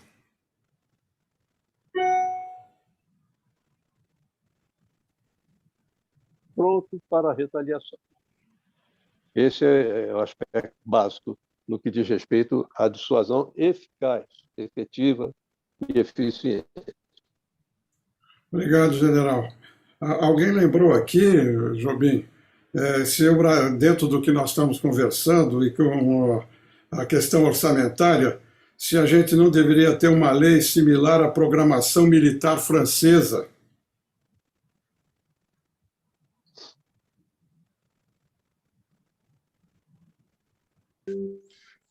Por hora, eu creio que não temos condições de fazer isso. Politicamente não é viável. Então, teríamos que criar condições de manutenção do orçamento por outras vias. Mesmo que nós estamos num período difícil para falar em orçamento. O Ferraz conhece bem esse negócio. Criou-se, antes de 2018, criou-se lá aquela história das emendas do relator. E essas emendas do relator virou um negócio complicadíssimo hoje, não é, Ferraz? Você hoje tem um controle absoluto dentro do Congresso de hoje, se não me engano, 12 bilhões de reais são negociados dessa forma para atender situações meramente paroquiais. Então, eu acho que nós tínhamos que atrair a possibilidade, porque, vejam, uma coisa é termos a necessidade, e aí nós conseguirmos o recurso. Não adianta a gente pensar em pretender ter o recurso para depois fazer a formulação. Nós precisamos caminhar para uma atuação do teto tecnológico. Aí disse que o Alberto, nossa atuação se torna no piso. E nós temos gente para fazer isso, temos técnicos para fazer isso. Deixa eu contar uma coisa entre parênteses. Tu te lembra, Rubens, teve um professor do IME, do Instituto Militar de Engenharia, que escreveu um livro, e publicou o livro, e saiu o livro. Era um livro Física dos Explosivos Nucleares. Lembra dessa história? Eu lembro dessa história. Dalton Girão, o Dalton Girão. Alto Girão. Barroso, né? Girão Barroso. Não é Barroso? Girão Barroso, não é isso? Bom, aí o que aconteceu? Nisso eu recebo um ofício, que o Itamaraty me mandou um ofício para verificar o que tinha que fazer, da agência nuclear lá na Europa, como é? Lá de Genebra, né? Euratom. A agência que era o seguinte, que nós recolhêssemos o livro do professor, recolhêssemos o livro dele e submetêssemos ele a uma audiência com 2 físicos nucleares indicados pela agência, que eram um inglês e um indiano, se não me engano. E aí eu olhei aquele negócio, aí queriam que a gente recolhesse os livros todos. Por quê? Porque ele teria, a alegação era que os Estados Unidos estavam alegando que esse livro tinha aberto a bomba americana. Aí nós mandamos fazer uma pesquisa sobre toda aquela coisa, foi um trabalho exclusivamente técnico. Eles estavam achando que nós tínhamos um laboratório e que não poderia ter a capacidade de alguém produzir um trabalho daquela natureza se não tivesse um laboratório, porque laboratório não tinha nenhum para esse tipo de coisa. E aí eu inclusive, mandei um ofício, depois que não ia fazer coisa nenhuma disso e que não aceitaríamos, em hipótese alguma, um tipo de pressão. O que era isso? Porque nós estamos se desenvolvendo tecnologicamente, mostrando que tínhamos gente com cabeça para tocar isso para frente. E eles queriam era podar essa possibilidade. Daí a razão pela qual tem razão o Alberto, de que o que nos é permitido nesse momento é trabalharmos no piso tecnológico, mas não no teto. O teto deixa para os outros. Então, nós temos que ter clareza de que precisamos ter isto. E tendo isso, e havendo necessidade disso, vamos ter o recurso. Agora, precisamos trabalhar no sentido de mostrar a necessidade para ter um recurso. Nós não vamos conseguir o recurso para depois oferecermos resultados. Precisamos ter primeiro a necessidade e discutirmos politicamente a necessidade, mostrarmos a capacidade que temos, os técnicos que temos. Veja um problema do desenvolvimento de Iperó e aquele negócio que tem aqui da Marinha, aqui no campus da USP, em que você tem um desenvolvimento imenso com aquelas centrífugas nucleares, que é uma tecnologia exclusivamente brasileira, que os europeus querem, de um jeito ou do outro, obter, e que a gente evita de toda forma de fazer isso. Precisamos ter essa coisa e voltar a essa... Ou seja, precisamos ter a cabeça, lembrando o Nelson Rodrigues, deixarmos de ser o vira-lata. Não, e depois também, pegando uma observação aí do Eduardo, se a gente tem que implementar isso dentro de um horizonte, né, de 10, 20 anos, com o mundo em grande transformação, né, não adianta a gente ficar com os critérios tradicionais. A gente tem que pensar, olhando para frente, como as transformações tecnológicas vão impactar nos equipamentos, nas técnicas, nessas 3 áreas que você mencionou aí. Muito bem, nós estamos chegando ao final.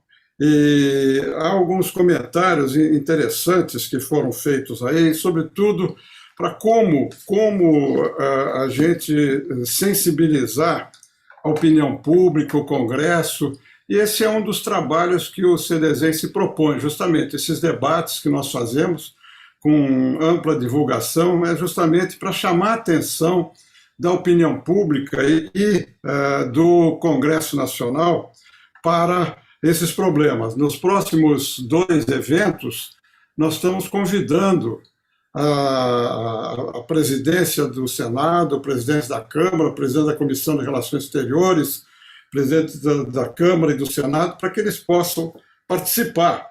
Quer dizer, o presidente do Congresso é membro dessa comissão do Conselho Nacional de Defesa, não é?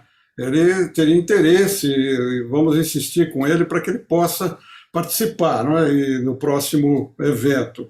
E no evento sobre o Congresso, nós vamos tentar envolver vários parlamentares também, para que isso comece a percolar, não é? Dentro da classe política, para que esse tema de defesa, com todas as implicações que nós discutimos aqui, inclusive essas mais amplas, que envolvem o interesse nacional diretamente, não só o interesse da defesa, mas o interesse nacional. Eu acho que a iniciativa do ministro Jobim de transformar essa frase simples, que talvez não é uma mudança semântica, é muito importante. Não é uma política de defesa nacional, é uma política nacional de defesa, que engloba todas essas áreas que nós discutimos aqui, além dos interesses puramente militares. Eu queria agradecer... Embaixador, muito rapidamente, eu Fala. queria apenas uma contribuição de ordem prática para que esse processo pudesse ter desdobramento. A criação da Comissão de Defesa, apartada da Comissão de Relações Exteriores, é um passo muito importante, porque vai permitir que possamos ter um fórum adequado, endereçado, para discutir essas questões. Isso é uma mudança regimental, ministro Jobim, lá no Senado. Então, talvez pudéssemos tirar uma agenda para que nós pudéssemos começar a conversar sobre esse objetivo, porque, a partir dele, nós teremos um palco específico para endereçar essas questões e aí esses desdobramentos. Não, eu acho muito importante. Vamos contar com a sua ajuda, com a ajuda do Jobim, para sensibilizar, né, o Congresso. Eu já falei com o presidente da Comissão de Relações Exteriores da Câmara, já falei com o presidente da Comissão de Relações Exteriores do Senado também, e o terceiro evento nosso, no dia 29 de outubro, vai focalizar exatamente isso. E aí nós contamos com a presença de vocês e com a presença de autoridades lá da Câmara e do Senado para discutir diretamente esse assunto. Essa ideia é do ministro Jobim, né, do ministro Jungmann, que discutiu muito isso. Eu também aderi totalmente a essa possibilidade. E, inclusive, uma outra alternativa que nós colocamos, está aí no documento que vocês receberam, era transformar essa comissão de inteligência que já existe uma comissão mista permanência de inteligência. Eu fui ver lá a regulamentação dela, basta acrescentar, porque a inteligência também tem que ter com defesa, né? Tem que ter com a defesa nacional. Talvez se pudesse, como alternativa, se não quiserem criar uma comissão especial, incluir mudar o nome, incluir dentro das competências dessa comissão mista de inteligência essa questão da defesa. Eu acho que uma ou outra fórmula atenderia a isso que o ministro Jobim mencionou, quer dizer, criar o interesse dos parlamentares sobre o tema, né? Uma comissão independente para tratar desse tema. Mas, enfim, eu queria... Enfim, aceita a sua sugestão, espero que você possa participar também da reunião de 29 de outubro e o seu apoio junto lá aos parlamentares, você conhece bem como é que funciona lá, seria muito importante para a gente ter como desdobramento disso a criação dessa comissão. Então, eu gostaria de agradecer a presença de todos, do ministro Jobim, do senador Ferraço, do general Cardoso, do Farinaço, e especialmente do general Cardoso, e especialmente a contribuição que o Eduardo Brix deu, preparando todo esse trabalho. Esse trabalho, o resumo disso está no documento que vocês já receberam. Nós mandamos esse documento para as autoridades, os presidentes da Câmara, do Senado, das comissões de relações exteriores. Vamos colocar também no nosso site, para dar divulgação pública, esse documento que vocês receberam também. Não está ainda no site, vamos fazer isso. E vamos preparar as duas últimas reuniões para continuar repercutindo esse tema. Agradeço a todos os que nos acompanharam até aqui e convido a todos para o evento do dia 22 de outubro, quando vamos discutir essa questão do Conselho Nacional de Defesa e a Política Nacional de Defesa e Estratégia Nacional de Defesa. Muito obrigado a todos. Um abraço a todos. Obrigado. Um abraço para todos aí.